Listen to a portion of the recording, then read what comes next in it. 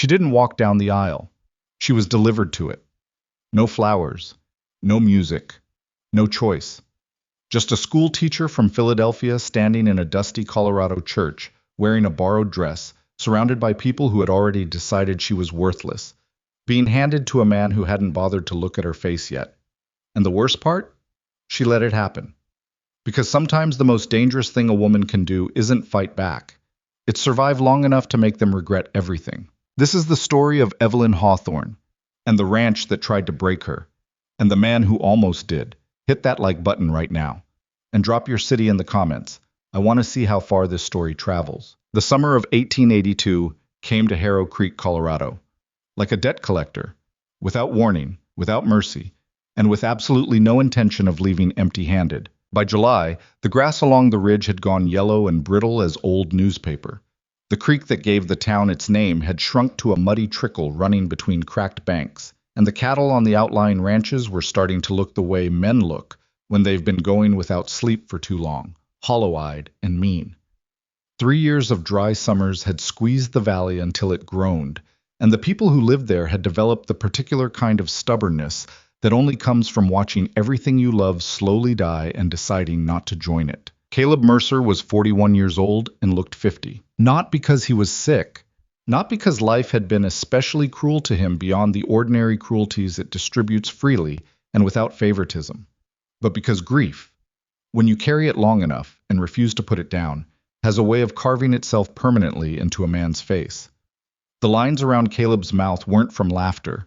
The gray threading through his dark hair had come in fast, all at once, the winter after Sarah died. He moved through his days like a man who had somewhere important to be but had forgotten where. Purposeful in motion, lost in direction. Blackstone Ridge Ranch was 400 acres of hard-won Colorado land sitting at the foot of the San Juan foothills, and Caleb had spent the better part of 20 years turning it from a dirt claim and a single falling-down barn into something that at least resembled a legacy. He'd built the main house himself, board by board, during the first year of his marriage to Sarah. He'd strung the fence lines with his own hands until his palms bled. He'd nursed calves through snowstorms and pulled irrigation channels through rock-hard earth and done every unglamorous, back-breaking thing a man has to do when he decides that a piece of ground is going to mean something. And now he was about to lose it. The letter from Harlan Webb's office had arrived on a Thursday, which Caleb had always considered the worst day of the week. Too close to the end of something without the satisfaction of actually being finished. The language in the letter was formal and cold, the kind of language lawyers use when they want to dress brutality in respectable clothes. The summary was simple. The loan Caleb had taken out 3 years ago, the one that had kept the ranch alive through the first terrible dry summer, was coming due in full. Not in installments, not negotiable. All of it, within 60 days, or Harlan Webb would exercise his right to claim the property as collateral. 60 days. Caleb had sat at his kitchen table for a long time after reading that letter. Long enough that his coffee went cold.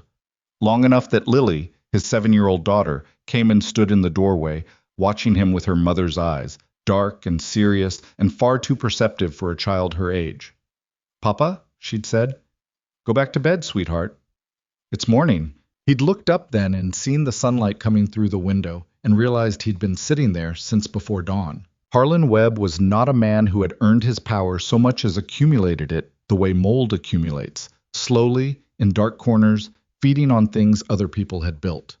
He'd arrived in Harrow Creek 8 years ago with a suitcase full of capital and a talent for identifying desperation. He'd set up a lending operation that was technically legal in the way that a lot of terrible things are technically legal if you write the contracts carefully enough. And he'd spent nearly a decade quietly acquiring land, businesses, and influence throughout the valley. By 1882, there wasn't a judge in the county who didn't owe him a favor and wasn't anxious about what would happen if he stopped receiving them. Caleb had known, when he signed that loan, that Harlan Webb was not a generous man. He'd signed it anyway because the alternative was watching Sarah's grave become the property of strangers. And he couldn't do that to her. He couldn't do it to Lily. What he hadn't known, because the clause was buried in language designed specifically to hide it, was that Webb had included a provision allowing him to call the full note due on his own discretion if he determined the property's value to be at risk. 3 years later, with Blackstone Ridge's cattle operation struggling and its owner visibly broken, Webb had made his determination. The meeting happened at Webb's office above the dry goods store on Main Street, in a room that smelled of pipe tobacco and ambition. Webb was a trim, precise man in his mid-50s with silver hair combed flat and eyes the color of old dishwater. He wore good suits and kept his office immaculate, which Caleb had always found faintly obscene given the nature of his business. "You understand the situation," Webb said, without preamble, from behind his mahogany desk. "I understand you're calling a debt you know I can't pay in 60 days, Caleb said. He was standing, he hadn't been invited to sit, and he decided not to give Webb the satisfaction of watching him choose to stand anyway. "What I don't understand is why now? Business considerations." "That's not an answer." Webb smiled, which did not improve his face. "The ranch isn't performing, Caleb. 3 dry years. You've reduced your herd by 40%. You have deferred maintenance on your primary irrigation infrastructure, and your operating reserves are—" He glanced at a paper on his desk, though Caleb suspected he already knew every number on it. "Negligible. I'd be failing in my fiduciary responsibility to allow this exposure to continue." "Your fiduciary responsibility?" Caleb repeated. "To my investors, yes." Caleb looked at him for a long moment. Outside the window, a wagon was rolling down Main Street. Someone was laughing somewhere. Normal sounds from a normal day, coming through the glass like something from another world. "There's another option," Webb said, and something in his tone made Caleb's jaw tighten before he'd even heard the words. "A restructuring, of sorts, which would resolve the debt obligation entirely and allow you to retain the property free and clear." "What kind of restructuring?" Webb folded his hands on his desk. "I have a ward of sorts, a woman of my acquaintance who has found herself in need of stability, a respectable situation. She's from the East, educated, presentable enough, in adequate light." He paused. "She needs a husband. The right arrangement would satisfy certain obligations I have to her family and simultaneously resolve your financial difficulties entirely." The room was very quiet. "You're suggesting I marry someone," Caleb said. Each word came out flat and separate, like stones dropped on a floor. "I'm suggesting a practical solution to a practical problem. I don't know this woman. You don't need to know her. You need to provide her with a name and a household. In return, her settlement, which I control, under terms of her family's estate, would be applied directly against your debt. The ranch stays yours. She gets a respectable life instead of a very unpleasant series of alternatives." Webb paused again. "I'd consider it a favor, Caleb, and I do remember my favors." Caleb went home and spent 3 days doing the mathematics of desperation. He walked his fence lines. He sat with Lily at dinner and watched her eat her beans and bread without complaint, because she was a child who had learned early not to complain, and that broke something in his chest every time he looked at her. He stood at Sarah's grave on the hill behind the north pasture in the late evening light, and had the worst conversation he'd ever had with a dead woman. "I don't want this," he'd thought, standing there. "I want you to tell me there's another way." The grass moved in the wind. The creek murmured far below. Sarah did not answer, because she was gone, and the world was exactly as empty as it had been every day for the past 3 years. On the 4th day, he rode back into town and told Harlan Webb, yes. Evelyn Hawthorne had been teaching at the Harrow Creek schoolhouse for 14 months when the summons arrived, and in that time she had formed some clear opinions about the town and its people. She thought the landscape was genuinely beautiful in the way that difficult things sometimes are, the mountains in the distance doing something extraordinary with the afternoon light, the sky so large it seemed slightly unreasonable, the air clean and cold in the mornings with a quality to it that Philadelphia had never managed.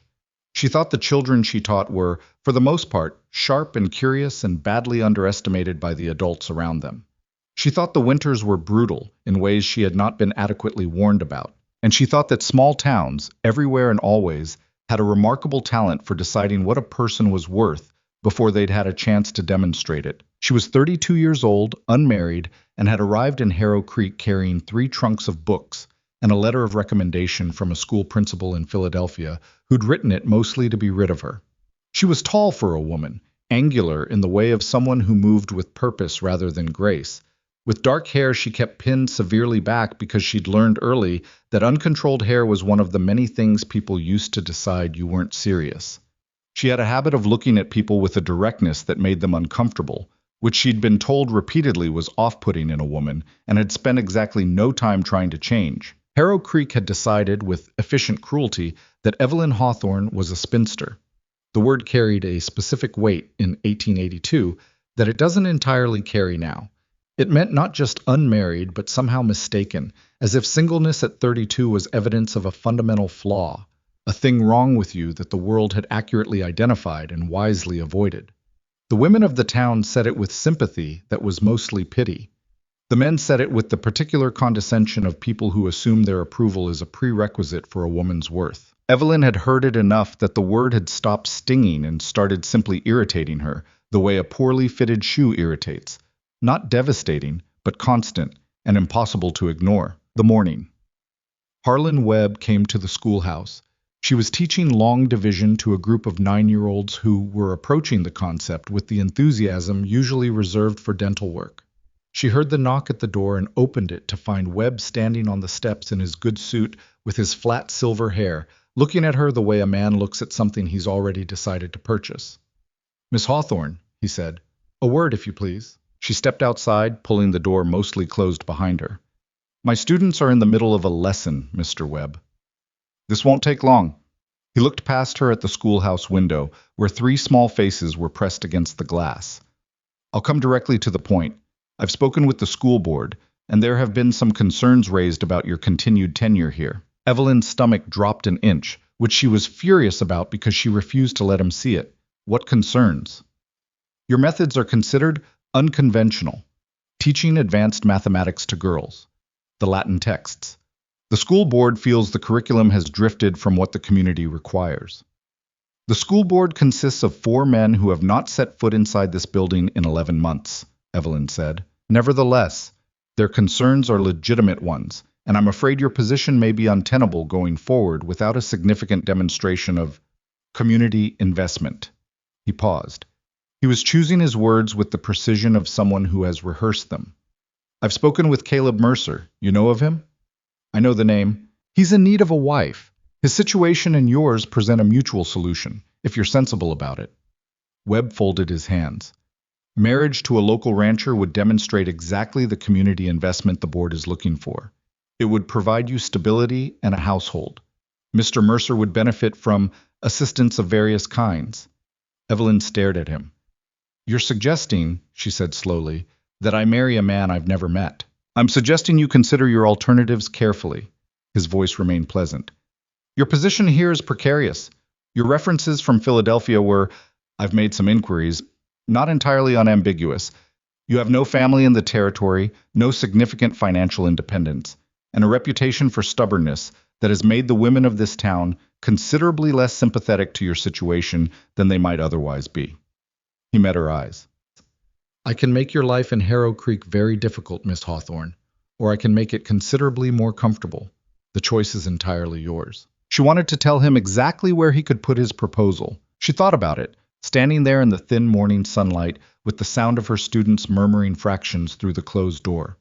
She thought about Philadelphia, about her father's empty office after the debts came, about her cousin Victor's face the night he'd made it clear what he expected of her in exchange for his protection, about the particular loneliness of running from one life into another that barely wants you. She thought about her options. She had $43 and a box of books. "I'll need to meet him first," she said. Webb's expression shifted into something that might have been satisfaction. "Of course." The meeting happened at the hotel dining room, which was the closest thing Harrow Creek had to a neutral territory. Caleb arrived first, sat at a table by the window, and immediately wished he was somewhere, anywhere, else.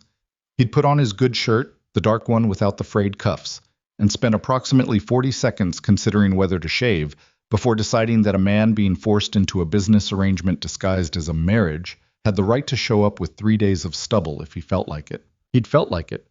When Evelyn walked in, he registered several things in quick succession: that she was taller than he'd expected, that she carried herself like someone who had learned to take up exactly the amount of space she was entitled to and not apologize for it, and that she was looking at him with an expression he couldn't immediately categorize. Not nervous, not hopeful. Something more like assessment. The way you look at something you're not sure yet whether to trust. He probably had the same expression. She sat down across from him without waiting to be invited, which he noted. "Mr. Mercer," she said, Miss Hawthorne. A silence. The waitress came and they both ordered coffee, which neither of them particularly wanted, but which gave them something to do with their hands.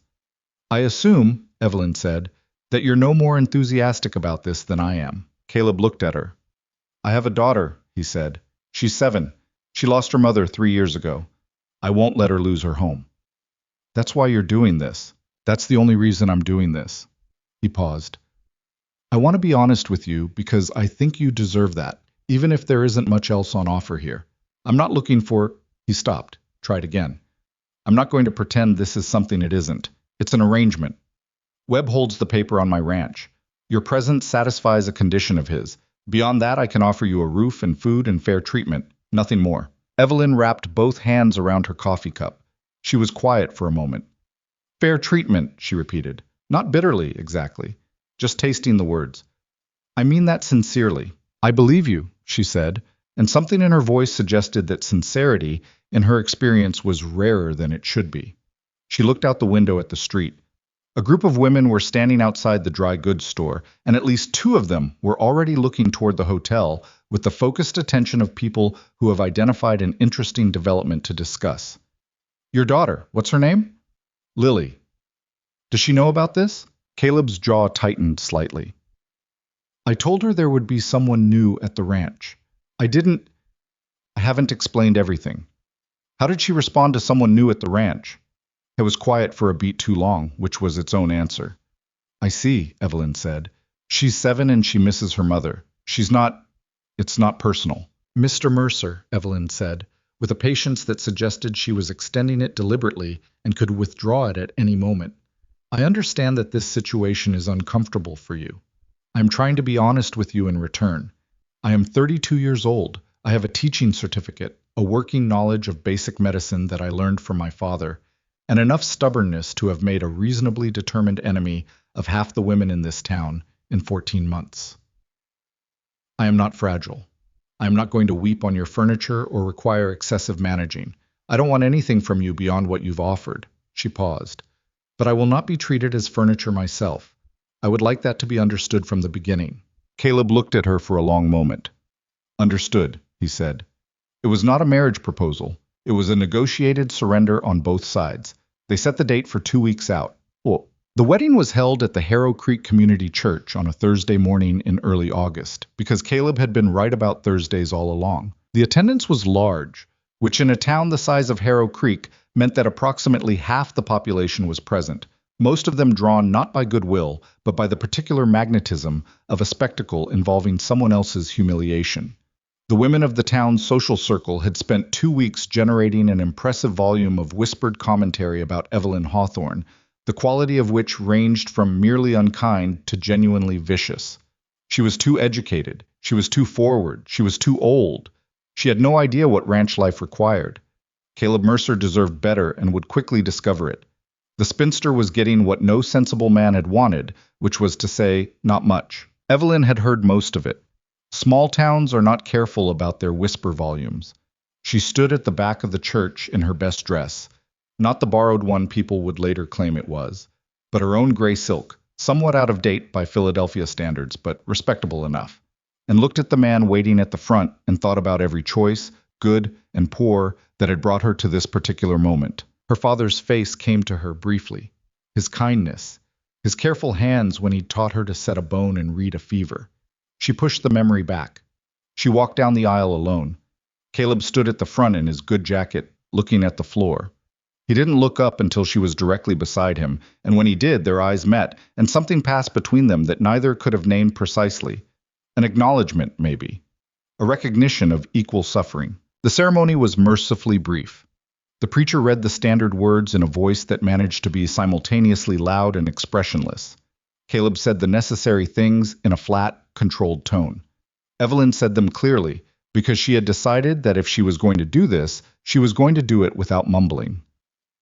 When the preacher said, "You may kiss your bride," Caleb turned to her with an expression of naked discomfort, and she said quietly, for his ears only, "You don't have to." He didn't. He took her hand instead, briefly, and that was all. From somewhere in the back of the church, a woman laughed. Yeah. Harlan Webb was not present at the ceremony, which told Caleb everything about how Webb categorized the event as a transaction completed, not a moment worth witnessing.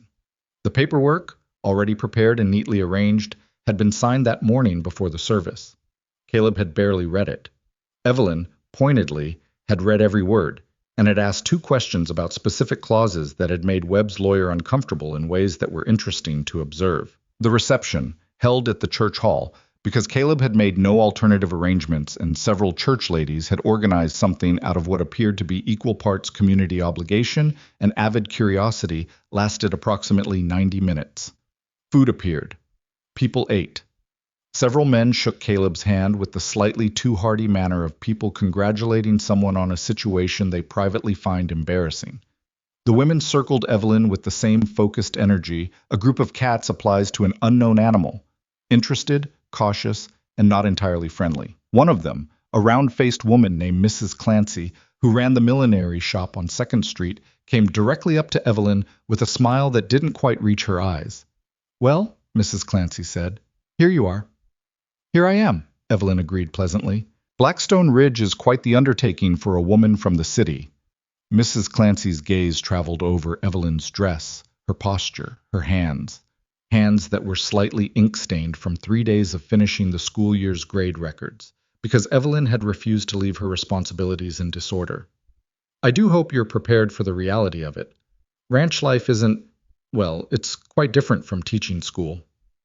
"I expect it is," Evelyn said. "Sarah, that was his first wife, God rest her. She was born to this kind of life. Her family had a spread 2 counties over. She knew horses from the time she was walking." Mrs. Clancy paused, managing to communicate an entire editorial in the silence. "She was very beloved here." "I'm sure she was," Evelyn said, with a steadiness that cost her something she had no intention of showing. Mrs. Clancy gave her another look, evaluating, not quite satisfied, and moved away to find someone more rewarding to talk to. Caleb was across the room talking to 2 of his ranch hands, Tom Briggs and the younger one, Pete, who couldn't have been more than 20 and kept glancing at Evelyn with the bewildered expression of someone trying to understand how all the pieces of today's situation connected. Caleb wasn't looking at her. He'd been not looking at her with remarkable consistency throughout the entire morning. Then the side door opened and Lily came in. Someone, one of the church ladies, probably, had dressed her in a white pinafore and braided her dark hair with a blue ribbon. She was small for 7, with the serious face of a child who had developed opinions early and kept them carefully. She stood in the doorway scanning the room, and when her gaze found Evelyn, she went very still. Evelyn looked at her. The girl looked back with eyes so much like Caleb's that it was startling. The same particular shade of gray-green, the same quality of looking at something and deciding what to make of it rather than simply reacting. Caleb had noticed. He crossed the room quickly and crouched down next to his daughter. "Lily, come meet—" "I know who she is," Lily said, loudly enough that several nearby conversations paused. "Lil, she's not my mama." The girl's voice was perfectly clear and perfectly flat, the way children's voices get when they've decided to say a thing and see it through regardless of the consequences. Her eyes never left Evelyn. "She doesn't look like my mama." Caleb started to say something, and Evelyn spoke first. "No," she said, calmly, meeting the girl's gaze directly. "I don't, and I'm not." She crouched down so they were at eye level, ignoring the audience, ignoring the sharp attention of everyone in the room. "I know my being here isn't what you wanted. I'm not going to pretend otherwise." She paused. "My name is Evelyn. You can call me that if you'd like, or you don't have to call me anything at all for now." Lily stared at her. Something moved across the child's face. Not softening, not exactly, but a kind of recalibration. Then she turned and walked away through the crowd to stand by one of the church ladies and didn't look back. Caleb straightened up beside Evelyn. His voice, when he spoke, was very low. "I'm sorry." "Don't be," Evelyn said. She stood up too. "She's being honest. It's more than most people in this room have managed today." He looked at her then. Actually looked at her, which he'd been avoiding. For a moment she saw something flicker in his expression that wasn't quite what she'd expected. Not irritation, not discomfort. Something more like surprise, as if she had said something he'd been thinking himself and hadn't expected anyone else to notice. Then his expression closed again, back to the controlled flatness he wore like armor, and he looked away. They rode out to the ranch in the late afternoon, Caleb driving the wagon with Evelyn on the seat beside him and Lily in the back, sitting with her arms wrapped around her knees and her face turned toward the mountains. Tom and Pete rode ahead. Nobody talked much. The road out to Blackstone Ridge ran west from town through low scrubland that eventually opened into the broader range of the valley, the mountains rearing up ahead in shades of blue and gray and occasional startling green where pine forests ran down from the higher elevations. The light was going golden and long in the way late afternoon does in high country, the kind of light that makes everything look more significant than it probably is. Evelyn sat with her hands folded in her lap and watched the land roll past. It was bigger than she'd fully reckoned with, even after 14 months in the territory. The scale of it still occasionally surprised her. The sheer uninterrupted space of it, the way you could see a storm building 20 miles away and watch it move toward you with no obstruction. The creek comes through the north pasture, Caleb said abruptly, as if resuming a conversation they hadn't actually started. He was looking at the road. There's a spring on the east side of the property that's been reliable even this year. The well at the house is good. All right, Evelyn said. The main house has 3 bedrooms. There's a cook stove and a wood furnace for winter. The root cellar is well stocked. He paused. Lily's room is at the top of the stairs. I'll show you where... He stopped. I'll show you the other rooms. He meant that he would not be showing her his room. She understood and found, with some surprise, that she was grateful for the directness of it, rather than bothered. Thank you, she said. Another silence. The road curved around a low hill, and suddenly the ranch opened up before them in the evening light.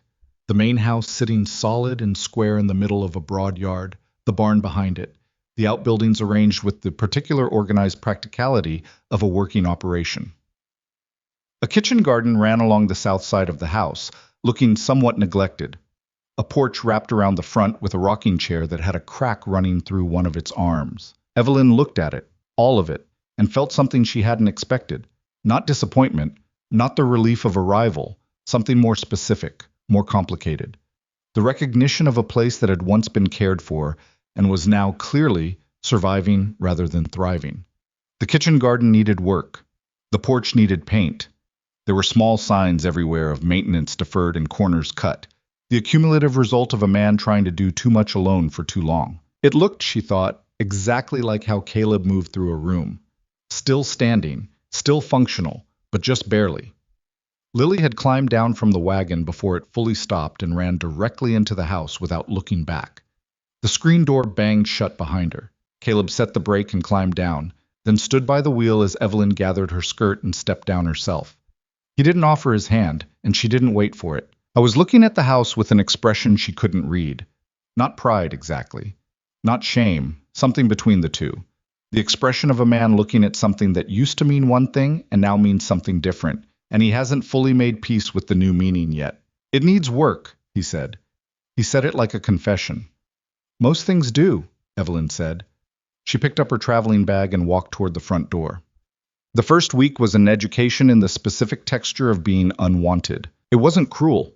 Caleb was not a cruel man, and she'd understood that about him from the hotel dining room, which was perhaps why she'd said yes at the end of it. But his absence was a constant presence, which sounds like a contradiction and isn't. He was in the house in the mornings and evenings and absent throughout the long days, which was normal enough for a rancher, but even when he was present, he maintained a careful distance from her. Not aggressive, not resentful, simply closed off, like a room with the door locked. He answered her practical questions about the house. He appeared for meals and ate what she cooked with the same neutral expression he seemed to wear for most experiences. He spoke to Lily in the evenings in a low voice Evelyn didn't try to overhear. He did not ask her a single personal question for 7 days. Lily was something more complicated. She had landed, apparently, on a strategy of studied indifference, pretending that Evelyn occupied the house in the same category as a piece of furniture she'd been instructed not to move. She would accept food placed in front of her. She would respond to direct questions with the minimum syllables required. She performed all of this with a dignity remarkable in a 7-year-old, and it would have been almost admirable if it hadn't been so plainly heartbreaking. On the 3rd morning, Evelyn found Sarah's presence in the house. It was everywhere, and she wondered how she hadn't seen it immediately. The dried flowers in the blue vase on the kitchen windowsill, gone brittle and colorless but not removed. The sampler on the parlor wall, embroidered with a patience that spoke of long winter evenings.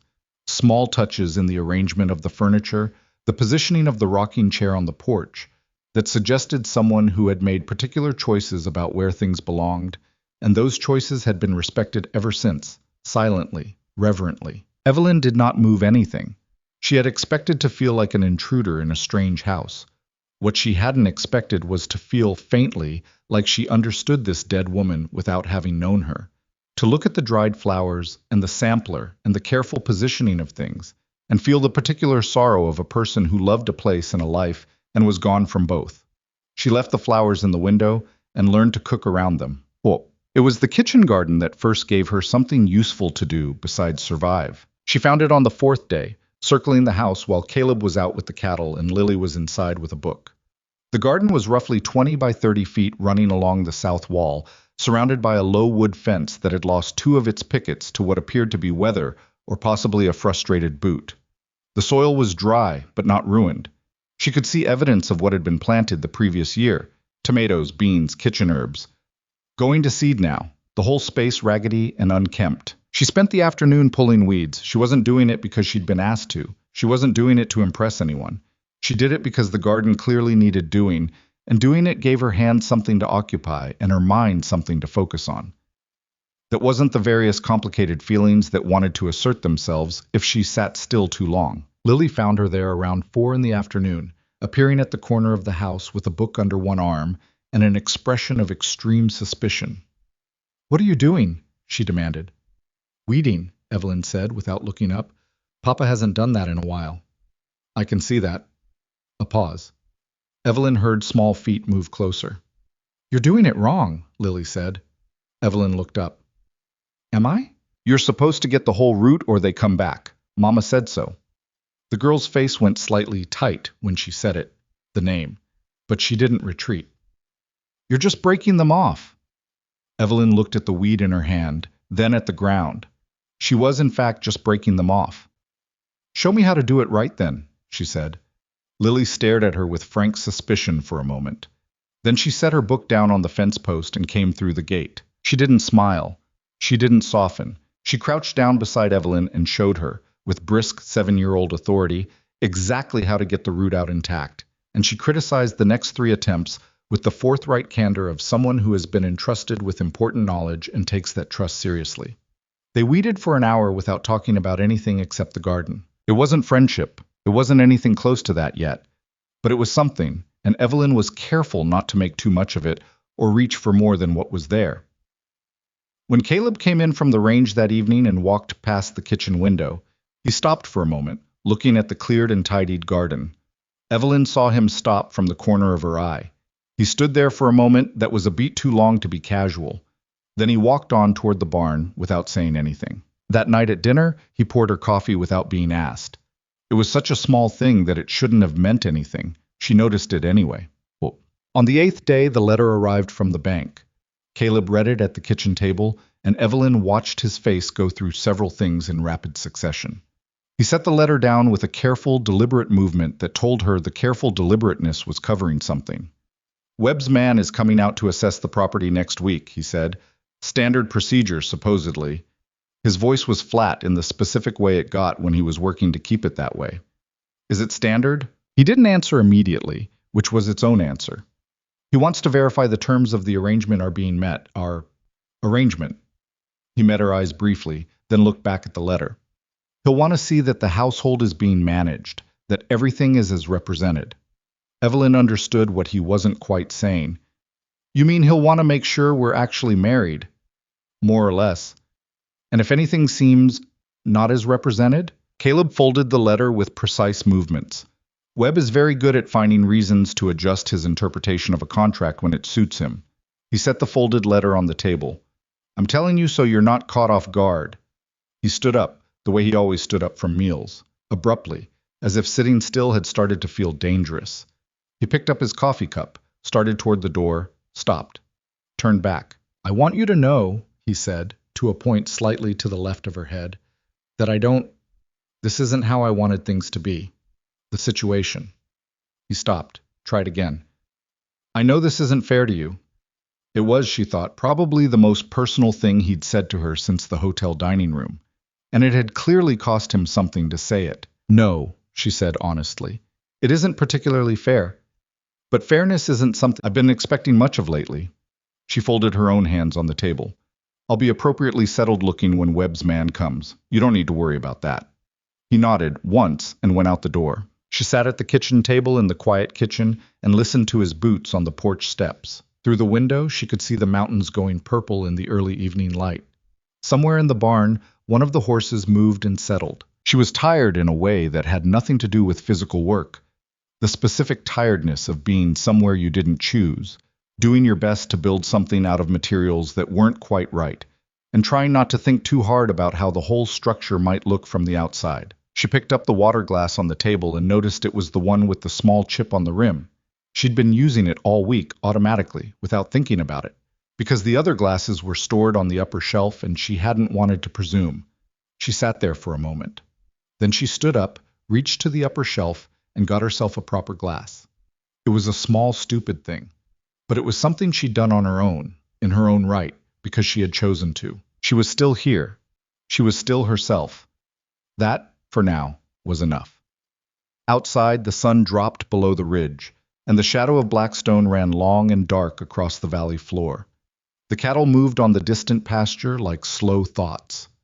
Somewhere off toward the north, a hawk was riding the last warm air of the day in long, patient circles, looking for something it hadn't found yet.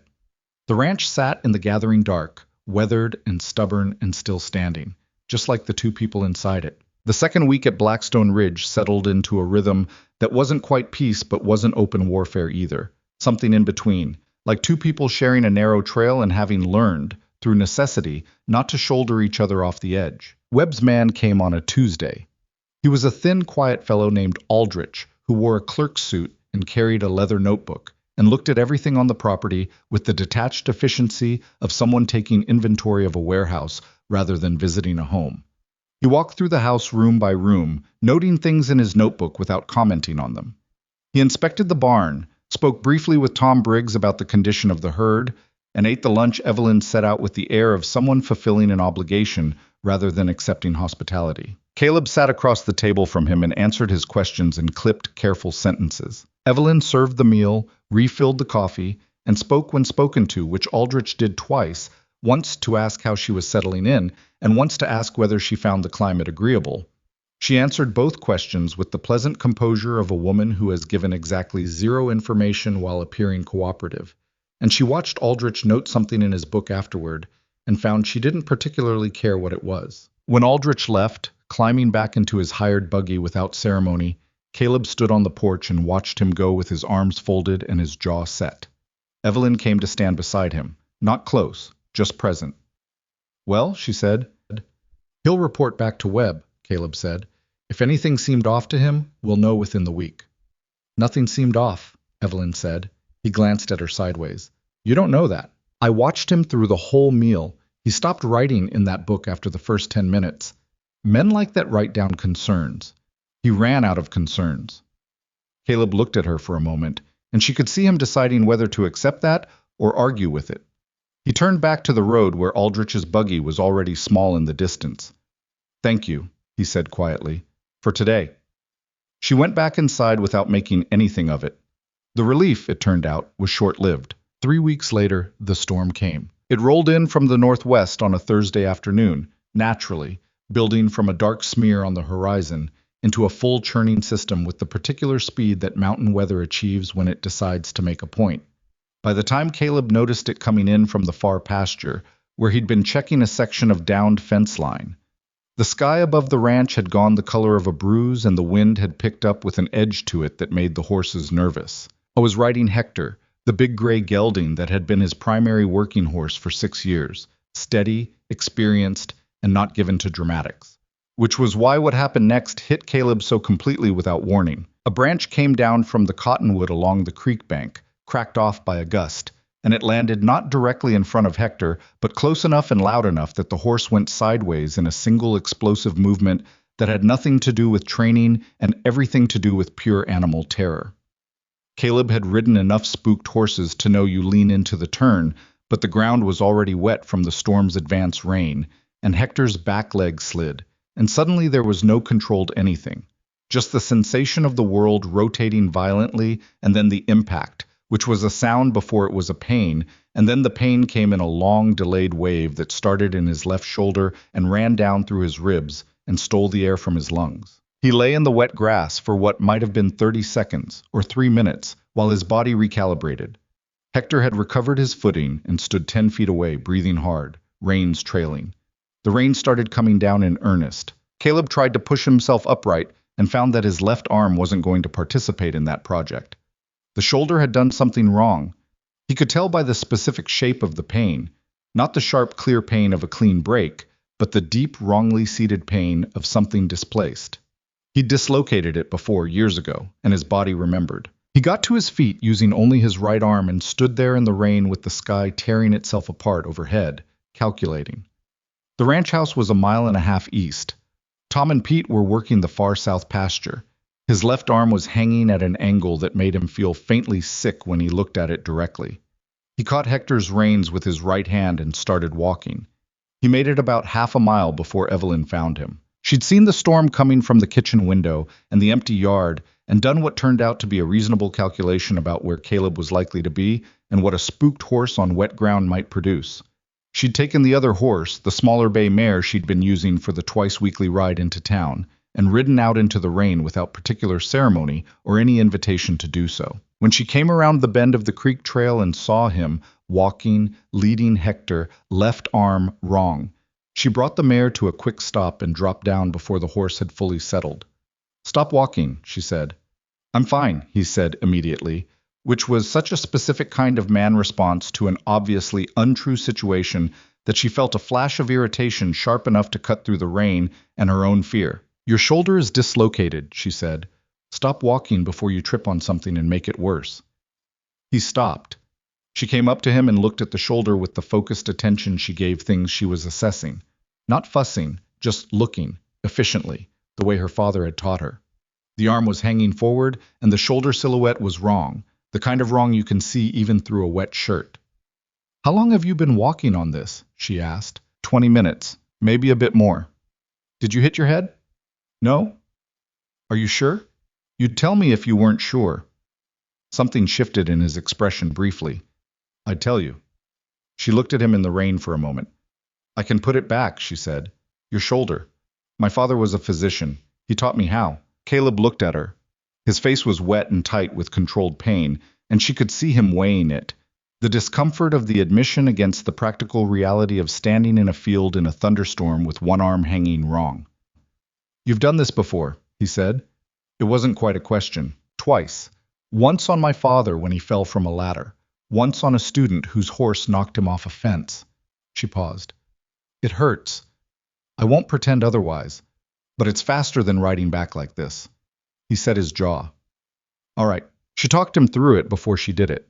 Not because he asked, but because she'd learned from her father that telling someone exactly what you're about to do reduces the flinching by half. She positioned his arm, found the angle, and then did it with a swift, controlled movement that was over before his intake of breath had finished. The sound it made was unpleasant. Caleb said one word that was not appropriate for mixed company, sharp and involuntary, and then pressed his lips together. He stood very still for a moment, breathing through his nose. "Better?" she asked. He rotated the shoulder carefully, experimentally, with an expression caught between relief and residual pain. "Yes," he said, like admitting it cost something. The rain came down around them. They were both thoroughly soaked. His shirt was plastered to his shoulders, and her hair had come half down from its pins, dark and dripping. And she was aware suddenly of how they must look standing here in the middle of a field in a storm. The absurdity of it, the strangeness of it. "Thank you," Caleb said. The two words were quiet and stripped of any of the careful distance he usually kept around things. She nodded.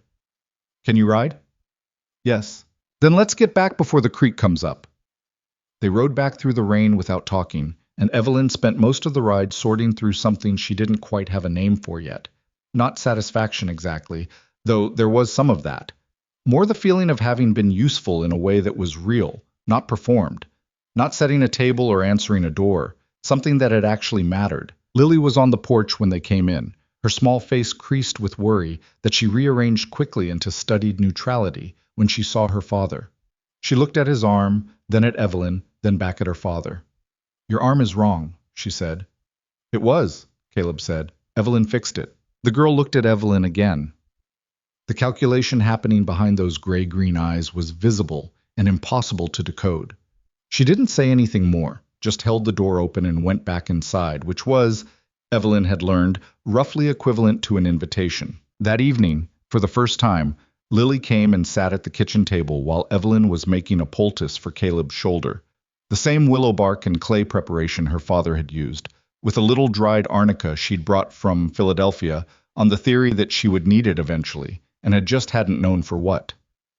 "What is that?" Lily asked, watching her work. "Poultice. For your father's shoulder. The joint will be sore for a few days." "What's in it?" Evelyn told her.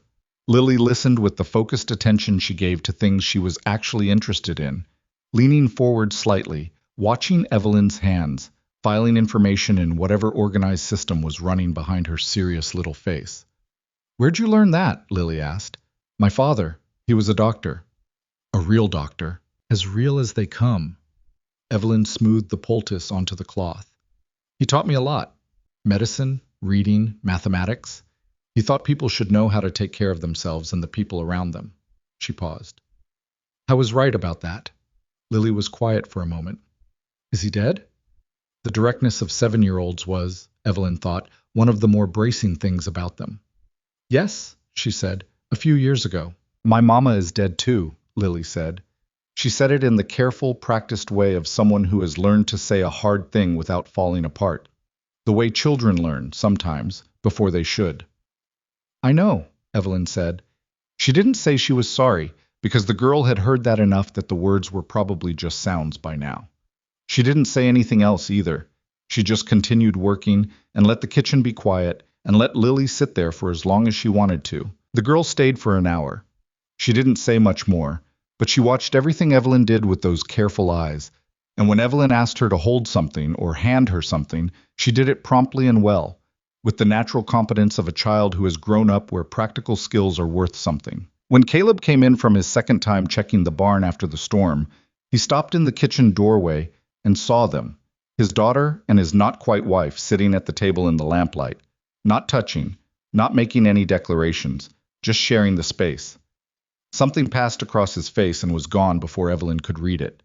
Then he came in and sat down, and she applied the poultice to his shoulder, and Lily watched with the proprietary interest of someone who was going to be asking more questions about this later. It was not a family dinner. It was 3 people sitting in a kitchen after a bad day, eating beans and bread, and not talking about any of the things that were hard to talk about. But the silence was different than it had been.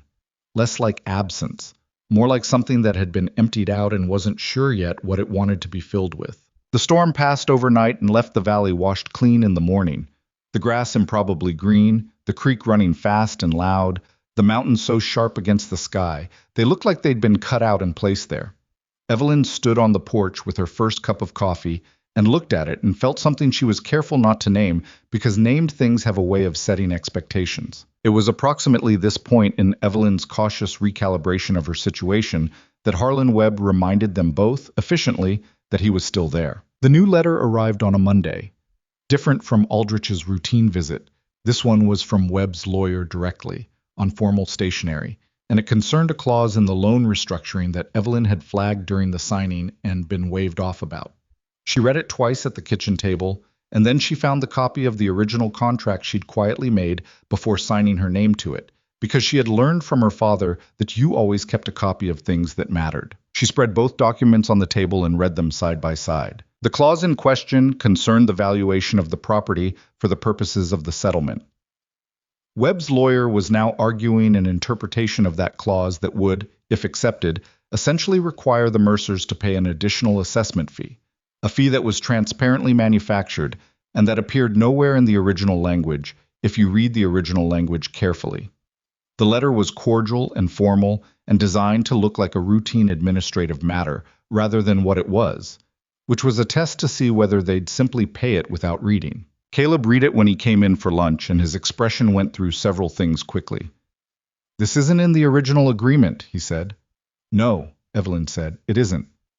Webb is trying to see if we'll pay a fee that doesn't legally exist because the letter looks official, and most people don't read contracts carefully enough to catch the difference. She turned the original document and pointed to the relevant clause. This language is unambiguous.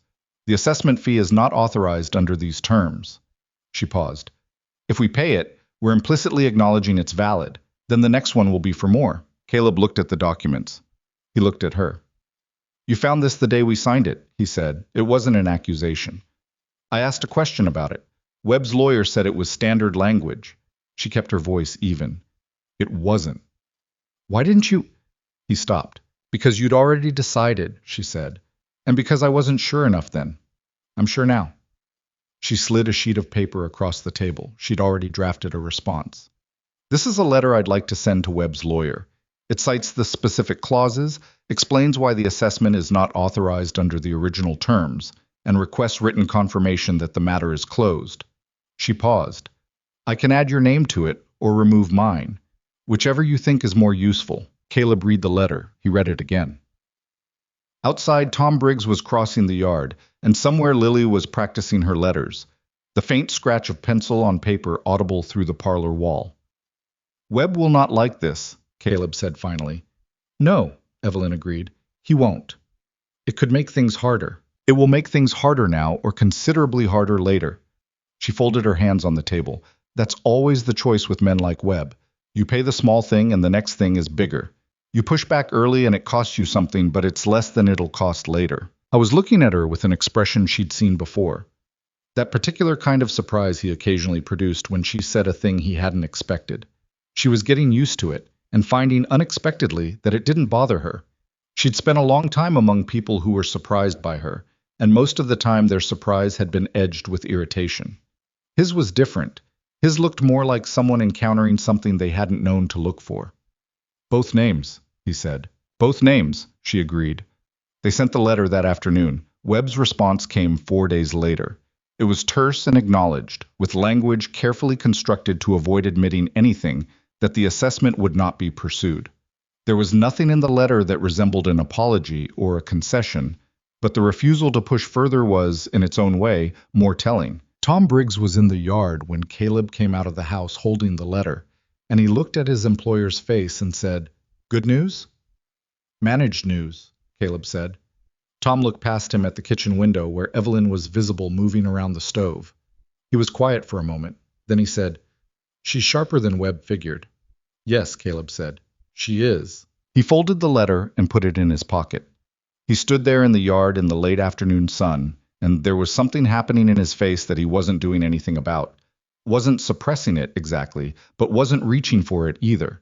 Just letting it sit there, whatever it was, untouched. He'd been carrying grief for 3 years, like a stone he'd picked up and forgotten he was still holding. It hadn't gone anywhere. It was still exactly where he'd left it.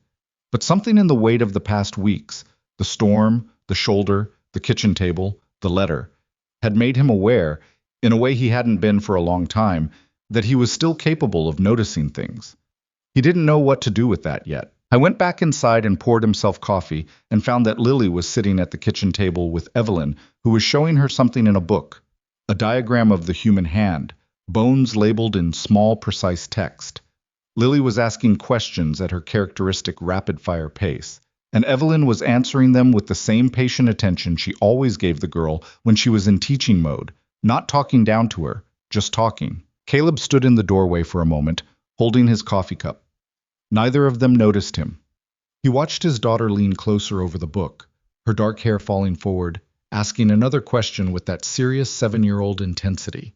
He watched Evelyn point to something on the page and say something that made Lily's face open into an expression of genuine delighted interest that she still, most of the time, kept under careful guard. He stood there just long enough that walking away felt like a choice. Then he sat down at the table and pushed nothing away. The letter they sent to Webb's lawyer had bought them a reprieve, not a peace. Evelyn understood the difference. A man like Harlan Webb didn't accept a setback and recalibrate his opinion of you. He accepted it and started planning something you wouldn't see coming from the same direction twice. She was right about that, as it turned out. The first sign came 3 weeks after the letter, when Tom Briggs found the irrigation gate on the north channel jammed with rocks and old timber. Not fallen in by accident, but placed, deliberately, with enough effort that whoever did it had spent time on the property after dark. The blockage had diverted water away from the east pasture for at least 2 days before Tom noticed, and the cattle in that section were showing it. Caleb pulled the debris out himself, knee-deep in the channel water, saying nothing, his jaw set in the way it got when he was keeping something inside by force of will rather than ease. Kids, maybe, Pete offered, because Pete was 20 and still inclined toward charitable interpretations. Tom looked at him. Kids don't carry timber. Caleb didn't say Webb's name. He didn't have to. The second sign came the following week. The tack room lock broken and a length of good rope missing, which wasn't worth much on its own, except that someone had also cut partway through the leather on Caleb's second-best saddle, the kind of cut you wouldn't see until you were already mounted and moving. Tom found it before Caleb used it, which was either luck or the fact that Tom had started checking things more carefully since the irrigation incident. Evelyn heard about the saddle that evening when Caleb came in and laid the cut leather on the kitchen table without preamble, the way he'd started doing, not explaining, just showing her, because somewhere in the previous weeks a habit had developed of letting her know things that affected the ranch.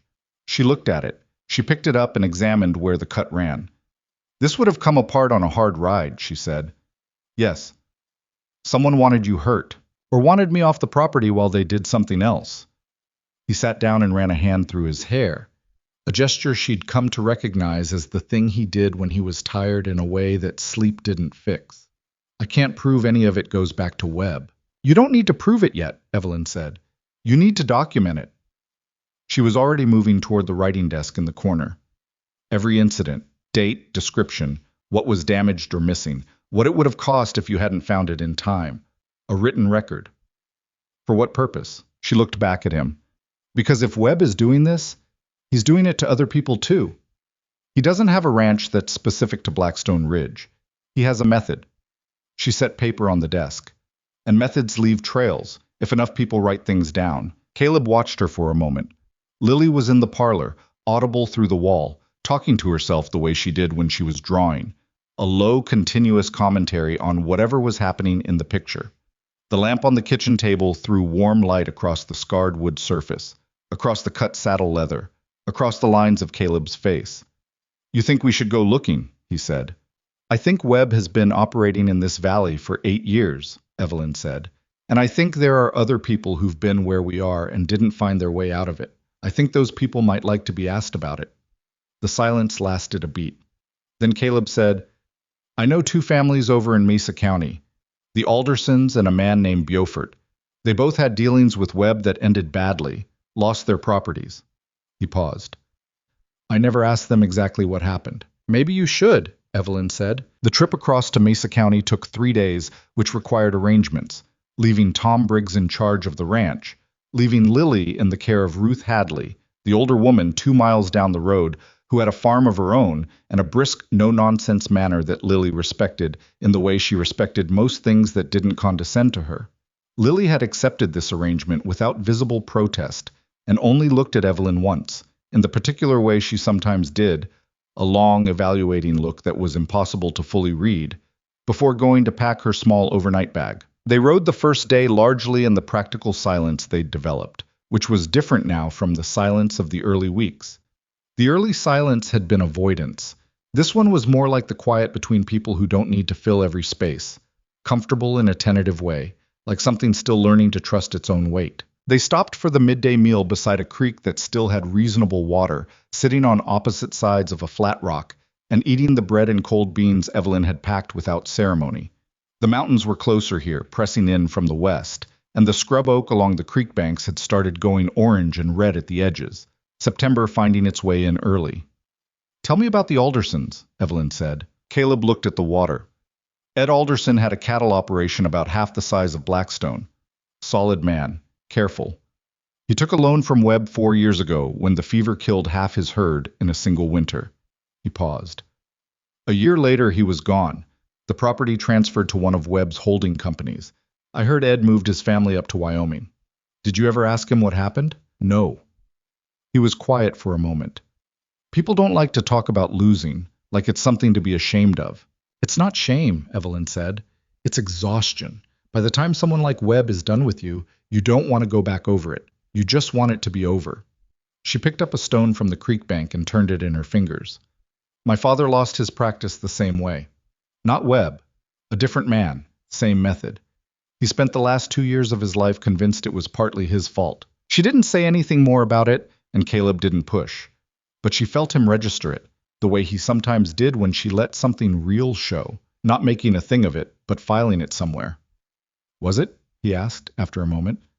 Partly his fault. No, she said. He was just a decent man who assumed the people he was dealing with were also decent. She set the stone down. That was his only mistake. They rode on in the afternoon. Ed Alderson's brother still lived in Mesa County, in a weathered house at the edge of a property that had once been part of the Alderson spread. His name was Clem, and he was a compact, suspicious man of about 60 who opened his door to Caleb's knock with the expression of someone who had been visited by enough people bringing trouble that he'd stopped assuming otherwise. He recognized Caleb, which helped. He looked at Evelyn with the frank curiosity of a man who'd heard the rumors. Word traveled, even across counties, but was too pragmatic to dwell on them. "This about Webb?" he said, before they'd gotten through the doorway. "It is," Caleb said. Clem let them in. What followed was 2 hours at a kitchen table that bore a depressing resemblance to other kitchen tables. Weathered wood, coffee that was mostly chicory, and the specific gravity of a conversation where someone is finally telling a story they've been not telling for years. Clem talked about his brother's loan, the manufactured assessment fees, the sabotage of the water rights that had made the property impossible to run, the clause that had been used to call the note early. He talked about it in the flat, practical voice of someone who has processed a thing so many times it has worn smooth, and Evelyn wrote all of it down in her notebook with the focused attention she gave to things that mattered. "Ed never fought it," Clem said, near the end. "I told him to. He said he was tired." The old man looked at his coffee cup. "Webb knew he was tired. I think that's when they go for you, when you're too tired to look at the documents." "Do you have any of the original documents?" Evelyn asked. Clem looked at her. "Why?" "Because what you're describing is a pattern," she said. "If the same clause appears in your brother's contract, and in Caleb's contract, and I suspect in every contract Webb has ever written, that's not a standard provision. That's a mechanism. And a mechanism built into a contract specifically to manufacture grounds for foreclosure is fraud." She paused. "That's a different thing than a bad deal. That's something a court can look at." The old man was quiet for a long time. Then he got up without a word and went to a back room, and when he came back he was carrying a wooden box with a tin clasp, and inside the box were papers, his brother's original loan documents, the notices, the letters from Webb's lawyer, preserved with the particular stubbornness of someone who didn't know exactly why he was keeping them, but knew he wasn't ready to let them go. They found Beaufort the next day, a large, slow-speaking man who ranched alone since his wife had passed, and who received them with more warmth than Clem, but the same wary eyes. His story had the same shape, different details, same skeleton, same clause, same manufactured assessment, same exhaustion at the end. He had his documents too. He handed them over without much persuading, with the air of a man relieved to have somewhere to put a weight he'd been carrying. On the ride back to Blackstone Ridge, with the document copies folded carefully in Evelyn's saddlebag, Caleb rode beside her for a while without talking. The afternoon was cooling fast, the kind of fall cold that comes down from the mountains and doesn't apologize for arriving early. "You knew what you were looking for before we left," he said eventually. "I suspected," she said. "There's a difference. The clause in our contract, you saw it the same day we signed. I saw that it was unusual." She looked at the road ahead. "I've been thinking about it since." He was quiet. Then, "I should have read it more carefully before I signed." "You were trying to save your daughter's home," Evelyn said without judgment. "Webb writes those contracts specifically for people in that position. He depends on people being too desperate to read carefully." She paused. "That's not a failure of intelligence. It's him being a predator." Caleb made a sound that might have been agreement or might have been something harder to name. "Evelyn," he said. She looked at him. "I was looking at the road, at the middle distance, at the point men look at when they're trying to find words for something." "Thank you," he said. "Not just for this." He stopped. Tried again, with the slightly pained effort of a man for whom directness about certain things did not come naturally. "For Being what you are. Here, with Lily. Another pause. I haven't made it easy. It was the most personal thing he'd said to her since the hotel dining room. Perhaps the most personal thing he'd said to anyone in a long time, given the evidence. No, she said honestly, but I wasn't expecting easy. He looked at her then, sideways, in the late afternoon light, and the expression on his face was complicated in a way she didn't try to untangle. She looked back at the road. They rode the last miles home in silence, but it was the good kind. Ruth Hadley met them in the yard with Lily on her hip, which was an indignity Lily endured with visible impatience for a 7-year-old, and the information that there had been a man on the property that morning who Ruth had run off with a broom handle in considerable language that she apologized for in advance. Caleb went immediately still. What man? Don't know him. Young, 20-something, dark hat. He was over by the barn before I saw him. When I came out, he said he was looking for work.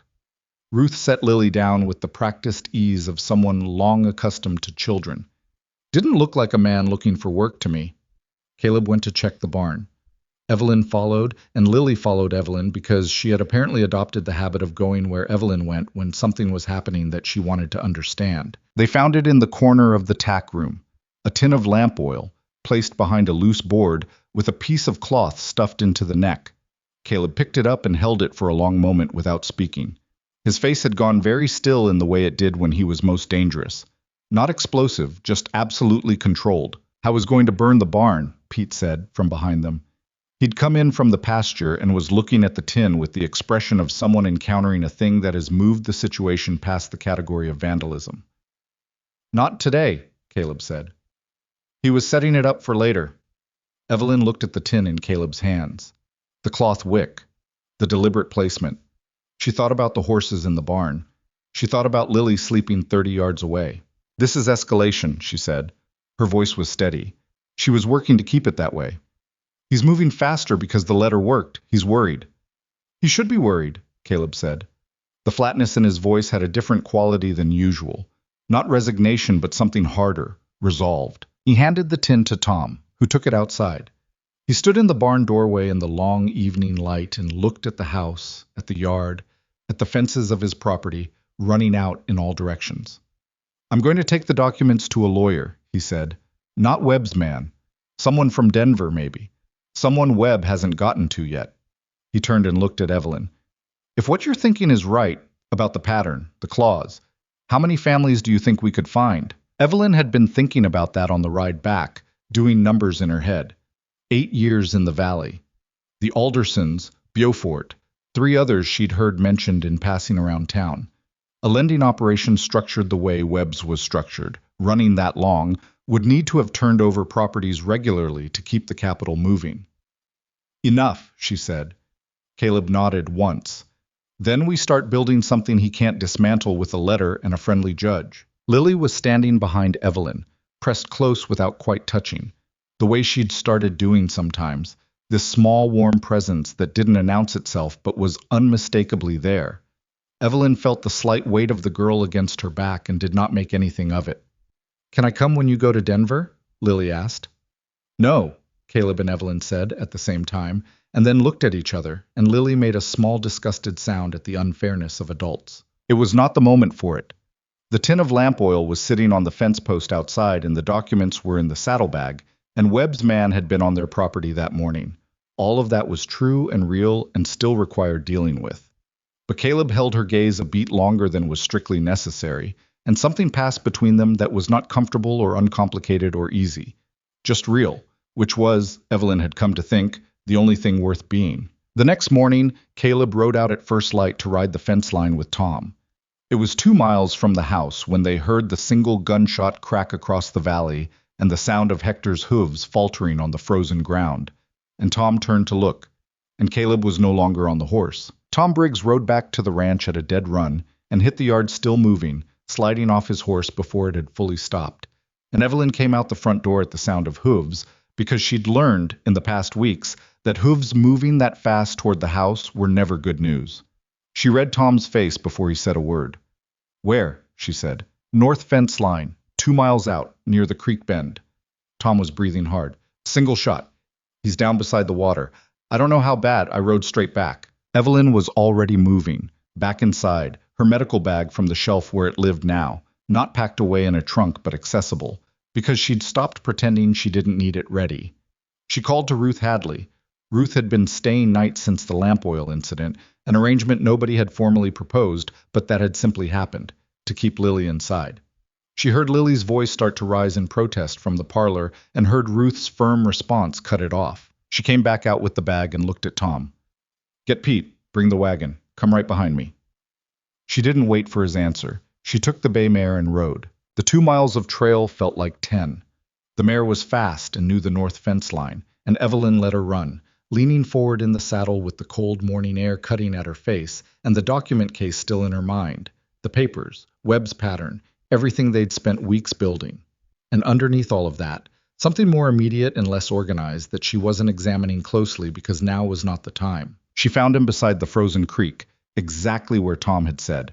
Caleb was on his back in the yellow grass, which was worse than finding him sitting up would have been. He was conscious, his head turned toward the sound of the mare's hooves, but his face was the color of old ash and there was blood, more than she wanted to see, soaking through his shirt on the left side, high up, below the shoulder. She dropped off the mare and was beside him before the horse had settled. "Don't try to sit up," she said.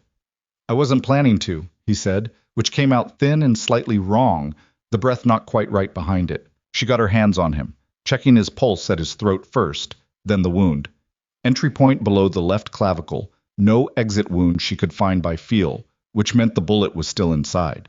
She opened her bag and worked with the focused efficiency her father had drilled into her from the time she was 12, the kind of efficiency that came from not letting herself think about anything except what her hands were doing right now. "The evidence," Caleb said, "the documents, they took, don't talk." "Evelyn." His voice had more force than his body seemed to have right now, which was either encouraging or alarming. "They took the saddlebag, off Hector." She looked up from what she was doing. Hector was standing 20 yards off, reins trailing, and she could see from here that both saddlebags were gone. The documents from Clem Alderson. From Beaufort. 3 weeks of careful work. She looked back at Caleb's face. His eyes were on hers, steady, despite everything, with that particular quality she'd noticed from the beginning of him not looking away from hard things.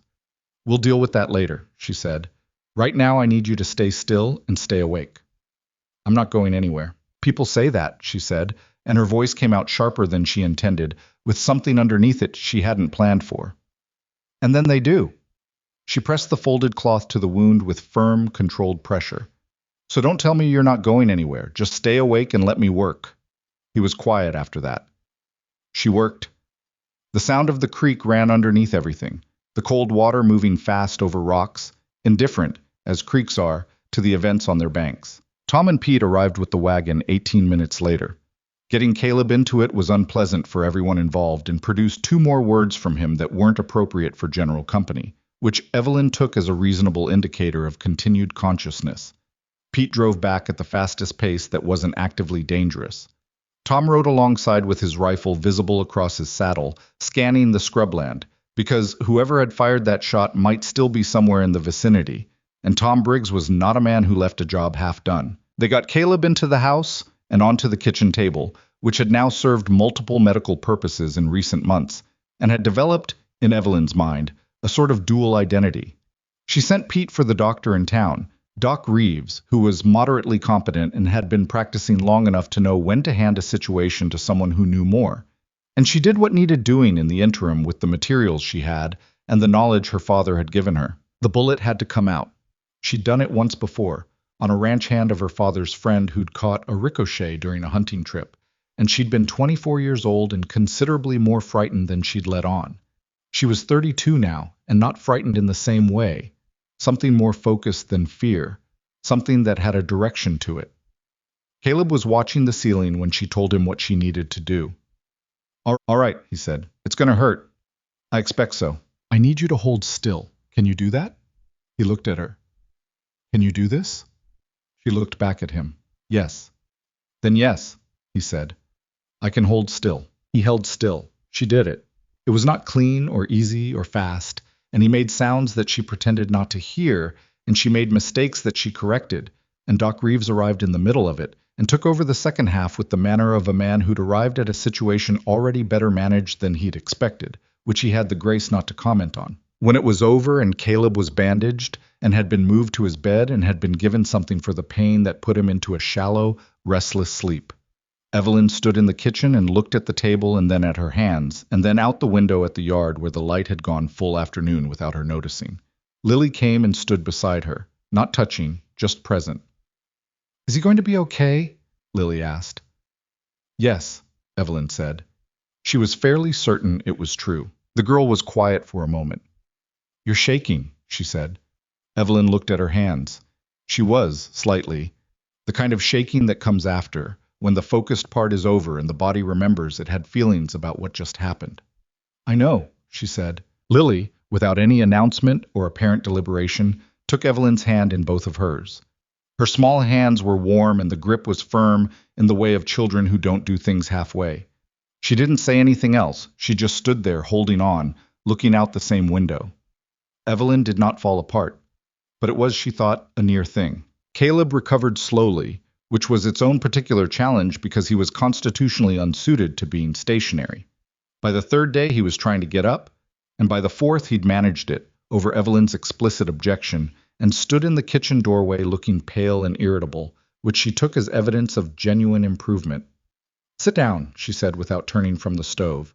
"I need to—" "You need to sit down and not tear open what I just spent 2 hours closing."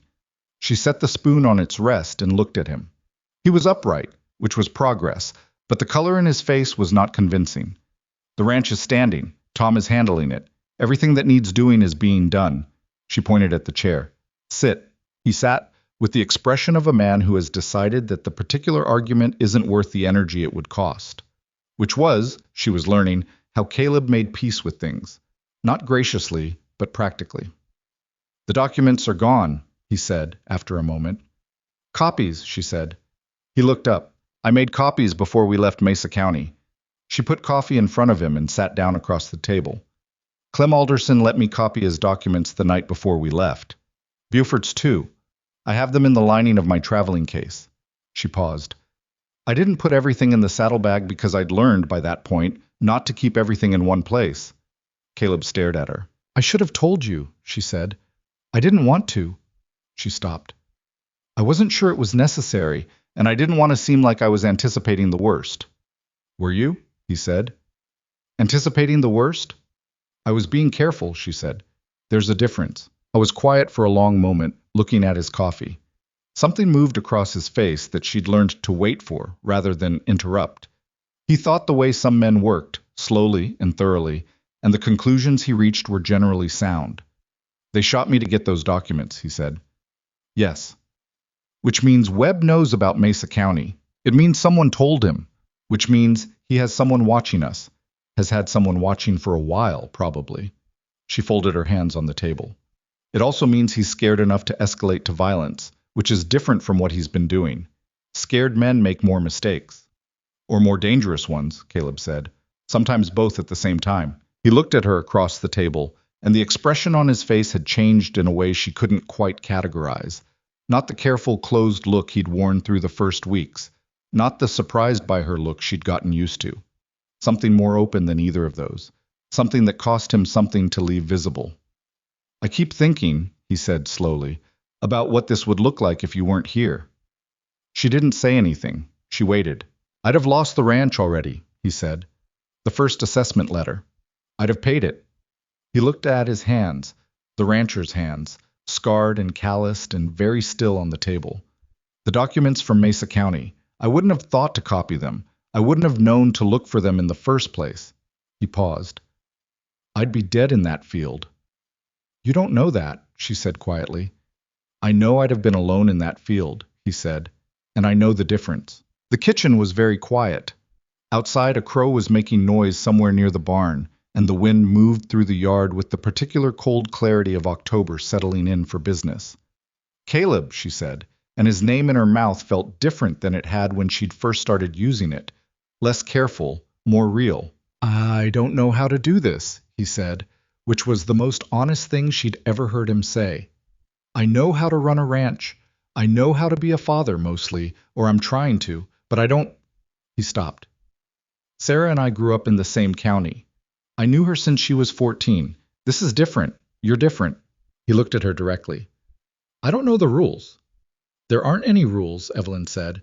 I don't think that's how it works. That is genuinely unhelpful, he said, and something in his face shifted and she realized with slight shock that it was almost a smile. Not performed, not polite, just the involuntary thing a face does when a tension breaks. She felt the same thing happen in her own chest, without her permission. It was not a declaration. It was not a resolution. It was two imperfect people sitting at a kitchen table, both of them carrying things they hadn't put down yet, finding each other slightly less opaque than they'd been before. That was all. But it was something, and it was real, and those two things together were more than Evelyn had expected to find here. She was still looking at him when the sound of a horse in the yard broke the moment, and Pete's voice came through the window with an edge to it that brought them both to attention. The visitor, it turned out, was not Webb's man. It was not anyone from Harrow Creek. It was a man Evelyn recognized from a longer distance than she would have liked. A trim figure in a good Eastern suit, stepping down from a hired horse, with the particular ease of someone accustomed to arriving places and expecting to be received. Victor Hawthorne.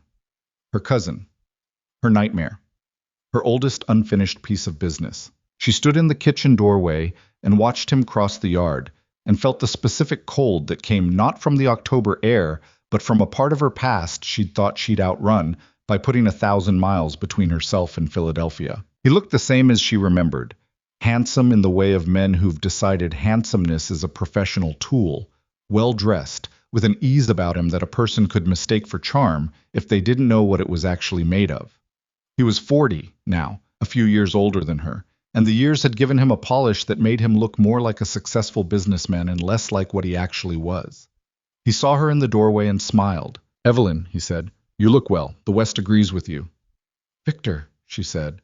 Her voice was flat and controlled in a way that had nothing to do with calm. "What are you doing here? Is that any way to greet family?" He spread his hands with a gesture of reasonable offense. "I've come a long way." "I know how far you've come," she said. "I asked why." Caleb had appeared behind her in the doorway. Victor's gaze moved to him with the assessing quality of a man who processes new information quickly. "Mr. Mercer," he said, with the tone of someone who has already done research, "I've heard quite a bit about you." "Can't say the same," Caleb said. He'd straightened to his full height despite the injury, which Evelyn noticed and knew would cost him later, and his voice had the particular quality it got when he was deciding something. Victor looked back at Evelyn. The smile had shifted into something more specific, more private, the expression of someone reminding you of a thing only the two of you know. "I think we should talk," he said. "The three of us. There are some matters relating to your father's estate that require your attention." He paused, and the pause did a great deal of work. "Some documents you'll want to see before anyone else does." She understood what he was saying. She'd understood from the moment she'd seen his face in the yard. He had something. He thought it would work. He'd come this far because he'd run out of easier options in the East, and had decided that a woman who'd survived everything Evelyn had survived and built something in spite of it was worth pursuing to Colorado. And underneath all of it, under the suit and the smile and the manufactured reasonableness, was the same man who had stood in her father's study 6 years ago and told her that her choices were very limited and that she should think carefully about which ones she made. She had run from him then. She had packed her trunks and taken a train west and remade herself from the materials available, and she had done it alone and with considerable difficulty, and she had not looked back. But looking back, she thought, and turning to face something were two different actions entirely. "Come inside," she said. Victor's smile widened. "After you," she said, and there was something in her voice that made the smile uncertain, just slightly, at its edges, because she was not the woman who had left Philadelphia, and men like Victor Hawthorne were very good at reading the room when they bothered to try. She stepped back into the kitchen, her kitchen, in her house, on her ridge, and let him follow her in. Caleb moved aside to let Victor through the door, and then closed it behind him. And when he looked at Evelyn across the room, she met his eyes and gave him a small, deliberate nod that meant, "I know what this is, and I know what I'm doing." His expression said, "I know you do." It was not nothing, that exchange. It was, in fact, quite a lot. Two people who had learned each other in the hardest possible classroom, trusting each other in the way that only comes from having been tested and not found wanting. Victor Hawthorne sat down at the kitchen table and set his leather case on top of it with the proprietary ease of a man who assumed spaces naturally reorganized themselves around his presence. He was about to discover how wrong that assumption was. Victor Hawthorne set his leather case on the kitchen table like a man laying down a winning hand before the cards have even been dealt. And he did it with the particular confidence of someone who has been winning this specific game for a long time against people who didn't know they were playing it. Evelyn sat across from him. Caleb took the chair at the head of the table without being invited to, which was a thing Victor registered with a fractional adjustment of his expression, cataloging it, filing it, deciding whether it mattered. Evelyn knew all his expressions the way you know the expressions of someone who frightened you once. You study them, you memorize their edges. The estate documents, Victor said, opening the case with the unhurried ease of a man on his own schedule. Your father's practice, what remained of it after the creditors were satisfied, included several properties that were never formally adjudicated. He set a paper on the table, turning it to face her. This concerns a building in the 4th Ward. Your father purchased it in 1871. The deed is in his name. He paused. And in mine, as co-signatory, which makes my claim to the proceeds of any sale equal to yours under Pennsylvania law. Evelyn looked at the document. She did not touch it. Your father signed this 2 years before his death, Victor continued, with the practiced sympathy of a man who has learned to wear it the way other men wear cologne. Enough to be noticeable, not enough to be sincere. I believe he may not have fully understood the implications at the time. He was not well. I was not well, Evelyn said. Because you spent 18 months making his professional life impossible and then offered him money he desperately needed with strings attached, that he couldn't read clearly because he was exhausted and sick and trusting you because you were family. She said it without particular heat. Just facts, laid on the table the same way he'd laid his paper. That's what happened. Victor's expression shifted, smoothly, into something that looked like wounded dignity. He was very good at wounded dignity. Evelyn, how much? Caleb said. Both of them looked at him. Victor blinked. How much do you want? Caleb said. He was leaning back slightly in his chair with his arms folded, the posture of a man in pain who is not showing it, the bandaged shoulder hidden under his shirt. His voice had the flat quality it got when he'd made a decision and was now simply moving through the steps that followed it. That's what this is. You've come a long way to tell her something that's only useful to you if she's scared of it. So, how much? Victor looked at Caleb for a moment with the expression of someone recalibrating for an opponent who didn't behave as expected. Then he smiled. The different smile, the real one, without any warmth in it at all. The property would sell for approximately $4,000 in the current market, he said. My equal share would be $2,000. However, he glanced at Evelyn. Given the circumstances of her current situation and certain other documents I have in my possession regarding her departure from Philadelphia, I would be willing to consider a private resolution, something that avoids the need for any of this to become a matter of public record. The kitchen was very quiet. Evelyn knew what documents he meant. She had known from the moment she'd seen him in the yard. She had spent 6 years knowing they existed. Letters her father had written in his last year, confused and in pain, and not always lucid, letters that Victor had carefully preserved because he understood their value as leverage. Letters that could be made to look, with the right framing, like evidence of her father's belief that Victor was owed something. Letters that, shown to the wrong people in the right moment, could complicate her position here in ways she'd spent several sleepless nights over the past weeks not thinking about. Victor had always been patient. That was the most dangerous thing about him. He was willing to wait years for an advantage to ripen. What other documents? Caleb said. Private family correspondence, Victor said. Nothing that need concern you, Mr. Mercer, provided this is handled. It concerns me, Caleb said. She's my wife. 3 words, said without theater, without particular emphasis. Just a fact, stated to a man who was attempting to use the law as a weapon against someone who happened to be sitting at Caleb Mercer's kitchen table. Victor looked at him again, and this time the recalibration took slightly longer. Evelyn unfolded her hands on the table. She had been thinking, while Victor talked, in the specific way she thought when she was arranging things into their correct order. Not panicking, not freezing, but sorting. Her father had taught her that most problems, including human ones, responded to the same treatment as a complex diagnosis.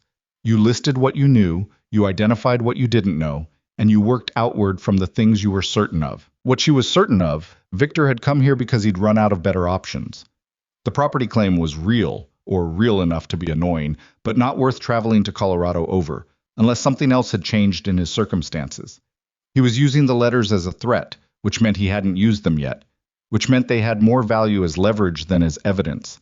And a man who leads with leverage instead of action is a man who isn't certain his action would succeed. "Victor," she said, and he looked at her with the attention he always gave her when he thought he was about to win something. "I want to ask you something, and I want you to think carefully before you answer." "Of course," he said. "The building in the 4th Ward, the deed with your name on it." She looked at the document on the table. "My father signed that document in March of 1879. He died in September of 1879. She paused. "In the 6 months between the signing and his death, did he ever receive any compensation from you for the co-signing? Any payment, any settlement of the debts you had assured him would be resolved?" Victor's expression didn't change, but something behind it did. "That's not yes or no," she said. "The arrangements were complex. Yes or no, Victor?" The kitchen was very still. Outside, the wind had come up and was moving through the yard with the particular October sound of dried leaves skittering across hard ground. Somewhere in the house, a floorboard creaked. Lily, probably, doing the thing children do when they've been told to stay in their room and are instead conducting intelligence operations from the hallway. "There were extenuating circumstances," Victor said, and his voice had shifted register, still controlled, but a half step down from the confidence he'd walked in with. Evelyn reached into her pocket and set her own document on the table. It was a letter, folded twice. Not one of her father's confused last letters, but an earlier one, written in his clear professional hand 3 months before he'd signed Victor's deed. In it, her father described, in the precise language of a careful man, the terms Victor had proposed, the assurances he'd made, and the specific debts he'd promised to settle in exchange for the co-signing. None of those debts had ever been settled.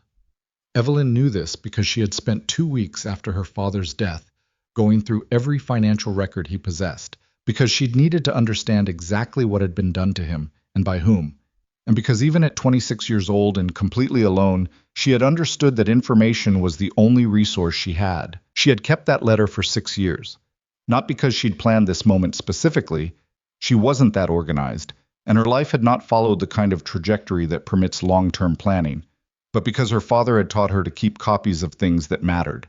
Victor looked at the letter. He recognized it. She could tell by the way his jaw shifted, barely perceptibly, when he saw the handwriting. "If you brought those to a Philadelphia court," Evelyn said, "the deed would be contested on grounds of fraudulent inducement. Given that my father received none of the consideration he was promised, a judge would very likely find the co-signing voidable." She folded her hands. "I'm not an attorney, but I've read enough documents in the past several months to have a reasonable sense of how these arguments go." Victor looked at her across the table for a long moment. The smooth surface of him was still in place, but there were stress fractures in it now, the way ice looks the moment before it goes. "The other letters," he said. His voice was quieter. "Use them however you like," Evelyn said.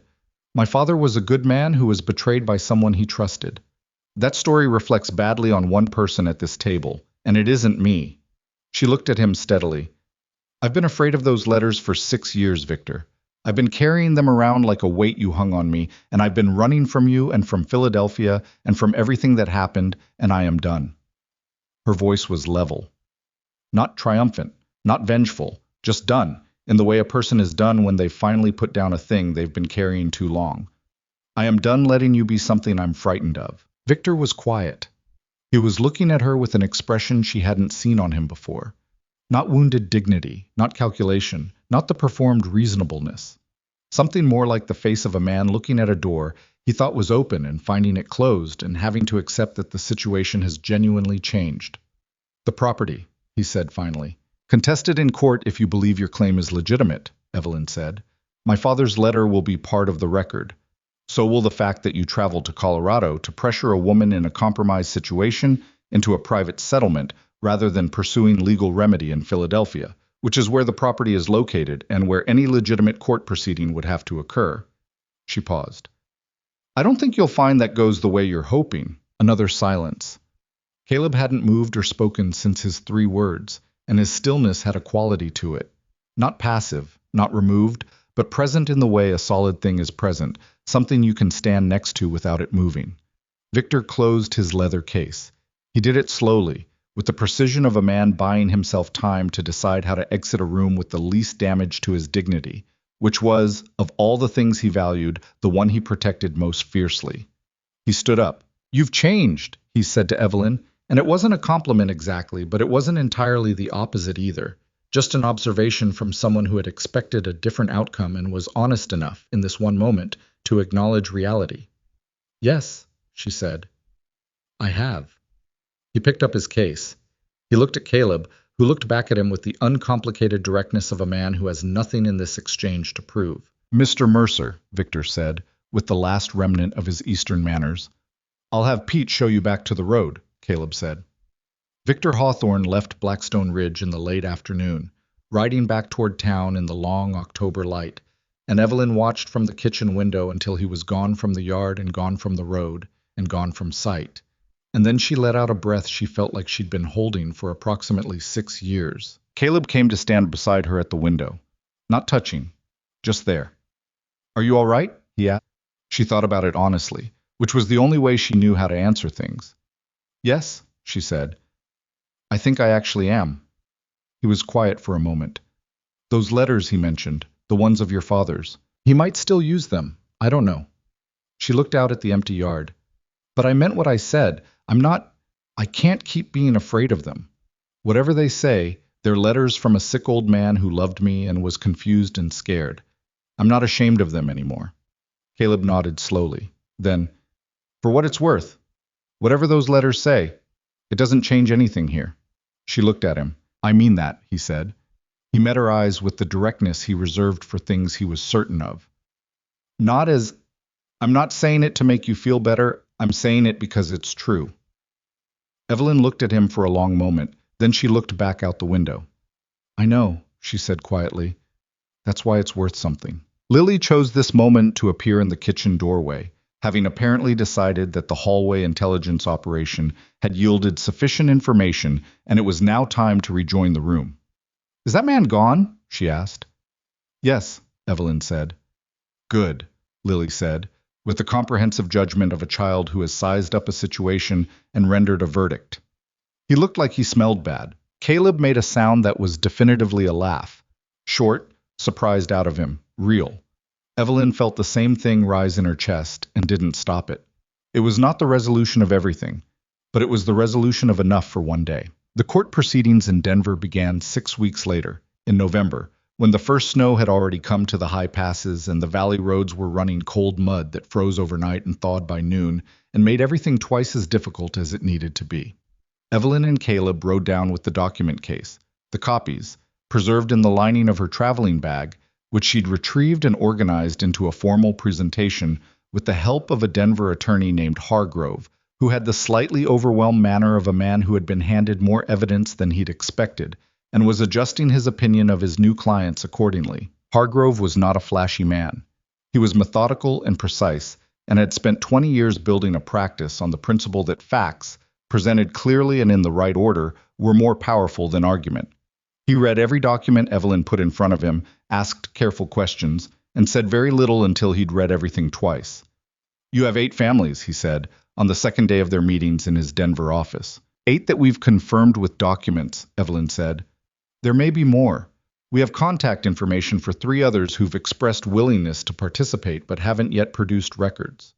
Hargrove looked at the table, covered in papers. "The clause appears in identical language in every contract." "Identical," Evelyn said. "Word for word. I compared them myself." "That's not an accident," Hargrove said. "No," she said, "it isn't. And the assessment fees. Each family was presented with at least one manufactured assessment before the note was called." "Everyone. The amounts varied. The mechanism was the same." Hargrove sat back in his chair and looked at the papers for a moment with the expression of a man seeing a picture come into focus. "Webb has a judge in Harrow Creek," he said, "county level. This needs to go federal circuit." "I thought it might," Evelyn said. Hargrove looked at her. "How did you know to preserve this much documentation? Most people in these situations, by the time they realize what's happened, the records are gone." Evelyn thought about her father, about the letter she'd kept for 6 years. about a habit of mine that had sometimes felt like paranoia and had turned out, repeatedly, to be preparation. I was taught to keep copies, she said, by someone who learned the hard way why it mattered. The case moved through the Federal Circuit Court with the grinding slowness of legal processes, which is to say it took 4 months from filing to hearing and consumed a quantity of Caleb's patience that he managed mostly by finding physical work to do and doing it until he was too tired to think about timelines. The ranch, meanwhile, continued its existence with the stubborn persistence of things that have learned to survive. The winter was hard but manageable. The cattle came through better than the previous 2 years, and the irrigation improvements Evelyn had been quietly planning since summer were sketched out in careful diagrams on the writing desk, waiting for spring. Webb knew about the filing within the week. Harlow Creek was not a large town. The harassment stopped. Not gradually, immediately, with the completeness of a man who understood that actions which had been deniable were now, in a legal context, potentially very deniable in a different direction. No more incidents at the fence line, no strangers in the yard. The low-grade campaign of intimidation that had been running for months simply ceased, which told Evelyn more about Webb's actual confidence in his position than any amount of bluster would have. Scared men get quiet when the ground shifts. Pete noticed it first. Nobody's been on the north pasture in 2 weeks, he told Tom, one morning in December, with the slightly baffled expression of someone missing a threat they'd gotten used to. Good, Tom said. Feels wrong, though. That's because you've been jumped up nervous for 3 months, Tom told him. The feeling goes away. Give it time. It was a long winter in the particular way Colorado winters are long, not only in duration, but in the specific quality of the cold, the way it settles into everything and makes the ordinary work of surviving take twice the effort. But there was something different about this winter from the previous 3. Something in the house had changed, accumulated gradually the way snow accumulates. Not in a single event, but in the aggregate of small things, each one minor, all of them together amounting to something real. Lily had stopped performing indifference. She hadn't announced this. She had simply, at some point in November, stopped maintaining the careful distance she'd constructed and started being herself instead, which was a considerable amount of person for someone who weighed 50 pounds. She asked Evelyn approximately 300 questions a week about medicine and mathematics and the nature of things, and she had claimed a corner of the kitchen table as her study space with the proprietary confidence of someone who has decided a place belongs to her and is waiting for the world to catch up. She still talked about her mother, not less than before, but differently, without the quality of a door being slammed. One evening in December, she came to Evelyn with a question that wasn't about medicine or mathematics. Were you scared? She asked. When you came here. Evelyn looked up from the papers she was reviewing. Lily was sitting at her corner of the table with a pencil in her hand and an expression of genuine inquiry. Not testing, not setting a trap, just asking because she wanted to know. Yes, Evelyn said. Of what? Evelyn thought about it. Of being in a place where nobody wanted me, she said honestly. Of being here for years and still feeling like a stranger. She paused. Of trying to matter to people and not being able to. Lily considered this with the focused seriousness she brought to things that were actually interesting to her. You matter to me, she said, in the direct factual way she said things that were difficult, because Lily Mercer had never found a way to say hard things that wasn't just saying them. Evelyn looked at her. The lamplight was warm on the girl's serious face, on the dark hair that was always escaping whatever she'd done to it that morning, on the gray-green eyes that were her father's and her mother's both. The best of 2 people, carried forward. I know, Evelyn said. Her voice was steady. You matter to me too. Lily nodded, satisfied, and went back to her pencil. The kitchen was quiet. It was such a small moment. It was, Evelyn thought, also everything. The night she told Caleb felt different from the way she'd imagined it would feel, which was partly because she hadn't fully imagined it yet. Hadn't let herself. The way she'd learned not to extend expectations too far in any direction, because the distance between expectation and reality had, in her experience, a way of producing falls. She'd suspected for 2 weeks. She'd been certain for 4 days. She waited until a Sunday evening in late January when the snow was coming down outside in the heavy, serious way it did, when it meant to stay, and Lily was asleep, and the house was quiet in the way houses are quiet when all the people in them are exactly where they should be. Caleb was at the kitchen table reading, or attempting to. He was a slow reader, not because he was unintelligent, but because he read with the same thoroughness he applied to everything, turning words over before he moved past them. He looked up when she sat down across from him. She told him. He was very still for a moment. She watched his face carefully, the way she'd learned to watch it for the things it said that his words didn't always. What she saw was not what she'd braced for. Not fear first or complication. What she saw was something that moved through him like a wave. Something unguarded and real that he didn't reach for and didn't hide from for once in his carefully contained life. Then the fear came because it had to. She knew about Sarah. She'd known for months, the pieces of it assembled from things Tom had said, things Ruth Hadley had mentioned in passing, the particular quality of Caleb's silences around certain subjects. Sarah had died in childbirth, the baby too. And Caleb had built his grief into a structure that held him upright, but didn't leave room for much else. And the foundation of that structure was the belief that love was something that destroyed the things it touched. I was gripping the edge of the table with one hand, not hard, just holding on. What you're thinking about, Evelyn said. I know you do, he said. His voice was rough. I'm not Sarah. I know that. And I'm not... She stopped. Chose her words carefully, not because she was afraid of them, but because some things deserved precision. I'm not going to pretend there's no risk. I know there is. I know what can happen. She looked at him across the table. But I'm not going to live in advanced grief, Caleb.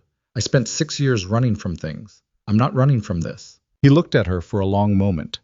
The snow was coming down outside the window, visible in the light from the kitchen lamp, thick and steady, blurring the edges of the yard. I'm scared, he said. It came out rough and simple and cost him something to say, which was how she knew it was completely true. I know, she said. So am I. A little. She reached across the table and put her hand over his on the edge of the wood. But we can be scared together. That's different from being scared alone. He turned his hand over and held hers. Not tight, just held, the way you hold something you're aware could be taken from you and are choosing to hold anyway. I love you, he said. He said it the way he said things he was certain of, flat, direct, without decorating it, because Caleb Mercer did not put ornaments on true things. I should have said it before. I've known it for a while. Evelyn looked at him. She thought about the hotel dining room 10 months ago. The two of them sitting across a table in a negotiated surrender, saying only what was true and nothing more, which had turned out to be the foundation of something neither of them had seen coming. She thought about the garden, the storm, the shoulder, the documents, the letters, the kitchen table over and over in different configurations of the same truth building. I love you too, she said. And then, because she was Evelyn Hawthorne and she did not put ornaments on true things either, I've been trying not to for a while. Something broke open in his face. Not collapsed, not undone. Opened. The way a room opens when you find the window you didn't know was there. The Federal Circuit Court ruled in the spring. The hearing itself lasted 3 days, and Evelyn attended all of it, sitting in the gallery with the composed attention she gave things that mattered. Hargrove presented the pattern of identical clauses across 8 contracts. He presented the manufactured assessments. He presented testimony from 5 of the 8 families, including Clem Alderson, who drove 2 days from Mesa County to sit in a courtroom and say, in his flat, exhausted voice, exactly what had been done to his brother and by whom. Webb sat at the defendant's table in his good suit, with his silver hair combed flat and his face carefully neutral, and Evelyn watched him throughout the proceedings with the particular attention of someone who has spent months learning to read documents and has applied the same skill to human faces. She watched him get smaller, not physically. Physically. He was exactly as he'd been in his office, trim and precise and expensively assembled. But something about him diminished as the days went on, as Hargrove laid document after document on the record, as family after family took the stand and said the same things in different voices. Webb had built his empire on the assumption that desperate people don't talk to each other. He'd been right about that for years. He hadn't accounted for someone deciding to introduce them. The judge, a Federal Circuit man named Aldgate, who had the deeply unfashionable habit of reading everything he was given before making a decision, ruled on the 3rd afternoon. Fraud. Predatory lending practices. 8 counts of contract manipulation. The properties that could be recovered were ordered returned. The ones that couldn't, the ones already sold and resold, generated financial penalties sufficient to make Webb's lending operation immediately unsustainable. His holdings in Harrow Creek began unwinding within the month, and the county judge who'd been receiving his favors resigned his position with suspicious promptness before any formal investigation reached him. Harlan Webb left Colorado in June. Where he went was not Evelyn's concern. What mattered was that the paper on Blackstone Ridge burned in the kitchen stove on a Tuesday evening in April, and Caleb stood watching it go with an expression she had no name for. Not relief exactly, not triumph. Something quieter and more permanent than either of those. The kind of look a man has when something he'd been fighting to hold on to stops requiring fighting. "It's done," he said. "It's done," she agreed. Lily, sitting at her corner of the table, looked up from her book. "Can we get another horse now?" she asked. "Pete said there's a gray one at the Fletcher Ranch that nobody's broken yet." Caleb looked at her. "That horse threw Pete twice last week." "Pete doesn't know how to talk to horses," Lily said, with complete confidence. "And you do?" "Evelyn's been teaching me," Lily said, and went back to her book. Caleb looked at Evelyn. She looked back at him. "I've been teaching her," she confirmed.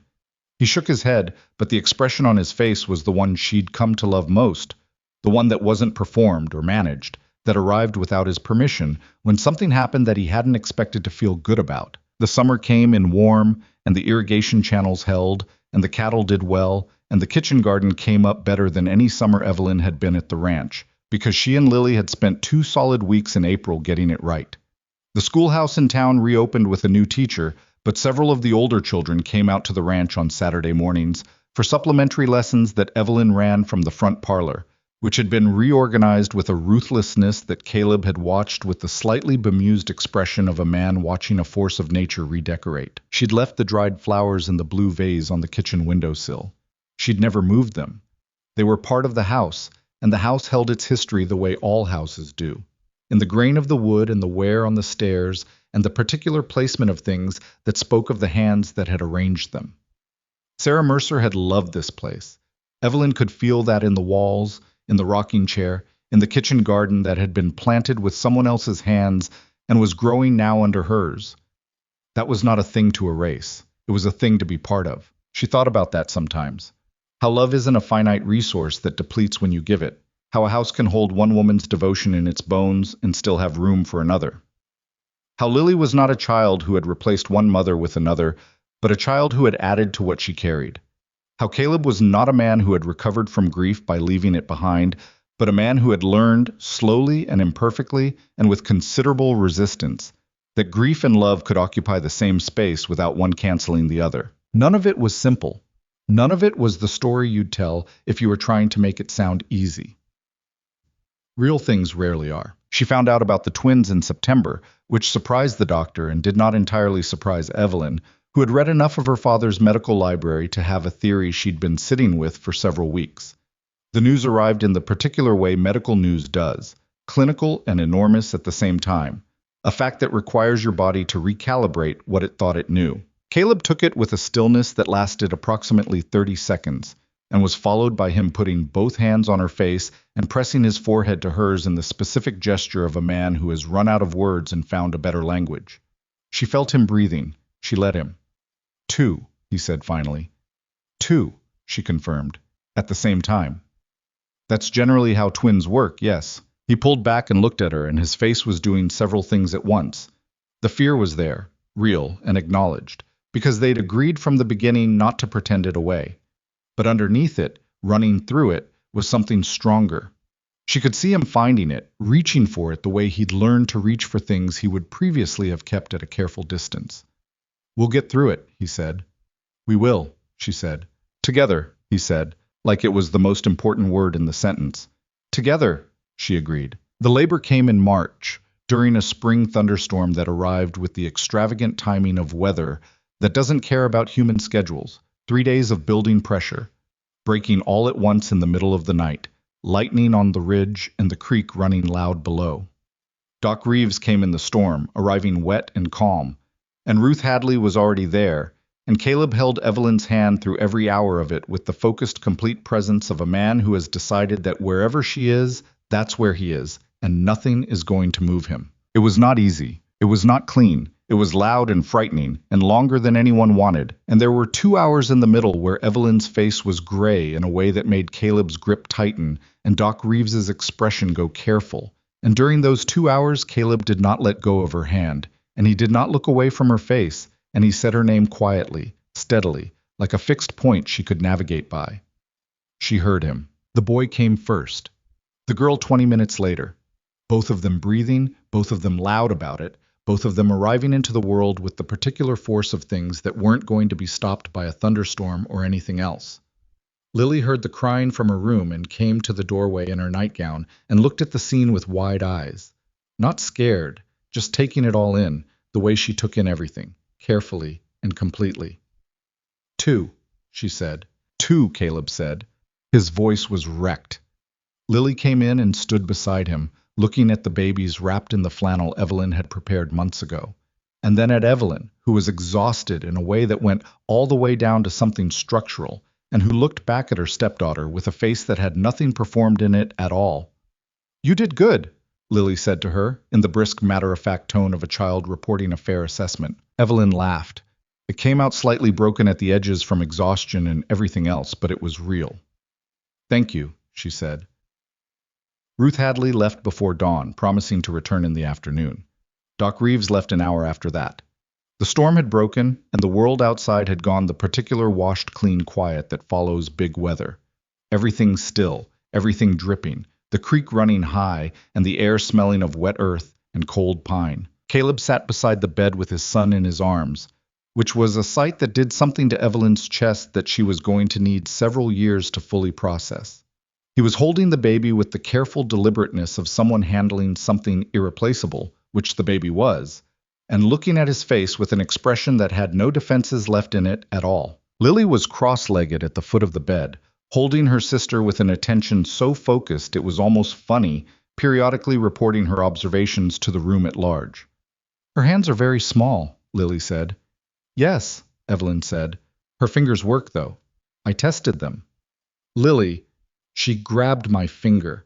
"That's a reflex. I read about it." Lily looked up. "I want to teach her mathematics when she's old enough." "She's 2 hours old," Caleb said. "I'm planning ahead," Lily said, and looked back down at the baby with complete satisfaction. Evelyn lay back against the pillows and looked at the window where the early morning light was coming in gray and soft, and listened to the creek below the ridge, and the rain dripping from the eaves, and the small sounds her daughter was making in Lily's careful arms, and the breathing of her son in Caleb's, and she thought about the woman who had stood in a borrowed dress in a dusty church 10 months before she arrived here and been handed a life she hadn't chosen. She thought about the hotel dining room, and the fair treatment she'd been promised, and the kitchen table with the chip in the glass on the upper shelf, and the garden weeds, and the dislocated shoulder, and the documents in the saddlebag, and Victor Hawthorne's leather case, and the burning paper in the stove. She thought about her father. She thought about the letter she'd kept for 6 years. She thought about the things you carry not because they're light, but because putting them down would mean losing the proof of something you survived. She thought about the fact that the most important things in her life had arrived disguised as disasters, and she had nearly missed all of them by trying to outrun what was hard. Nobody tells you that. Nobody says, the thing that is going to save you will not look like salvation when it arrives. It will look like a forced marriage in a town that's already decided your worth. It will look like a kitchen table and a stubborn child and a man who doesn't know how to talk about the things that matter and tries anyway. It will look like the accumulated ordinary days of two people choosing over and over to face the same direction. Nobody tells you that love isn't a feeling that arrives fully formed and announces itself. It's a practice. It's the deliberate daily act of showing up for something that's difficult and uncertain and requires more of you than you thought you had, and discovering in the showing up that you had more than you knew. Evelyn had not expected to find that here. She had expected to survive here, which had seemed like enough. She had learned, slowly and imperfectly, in the particular Colorado dirt of this particular ridge, that surviving was only the beginning of the story. "Hey," Caleb said quietly. She looked at him.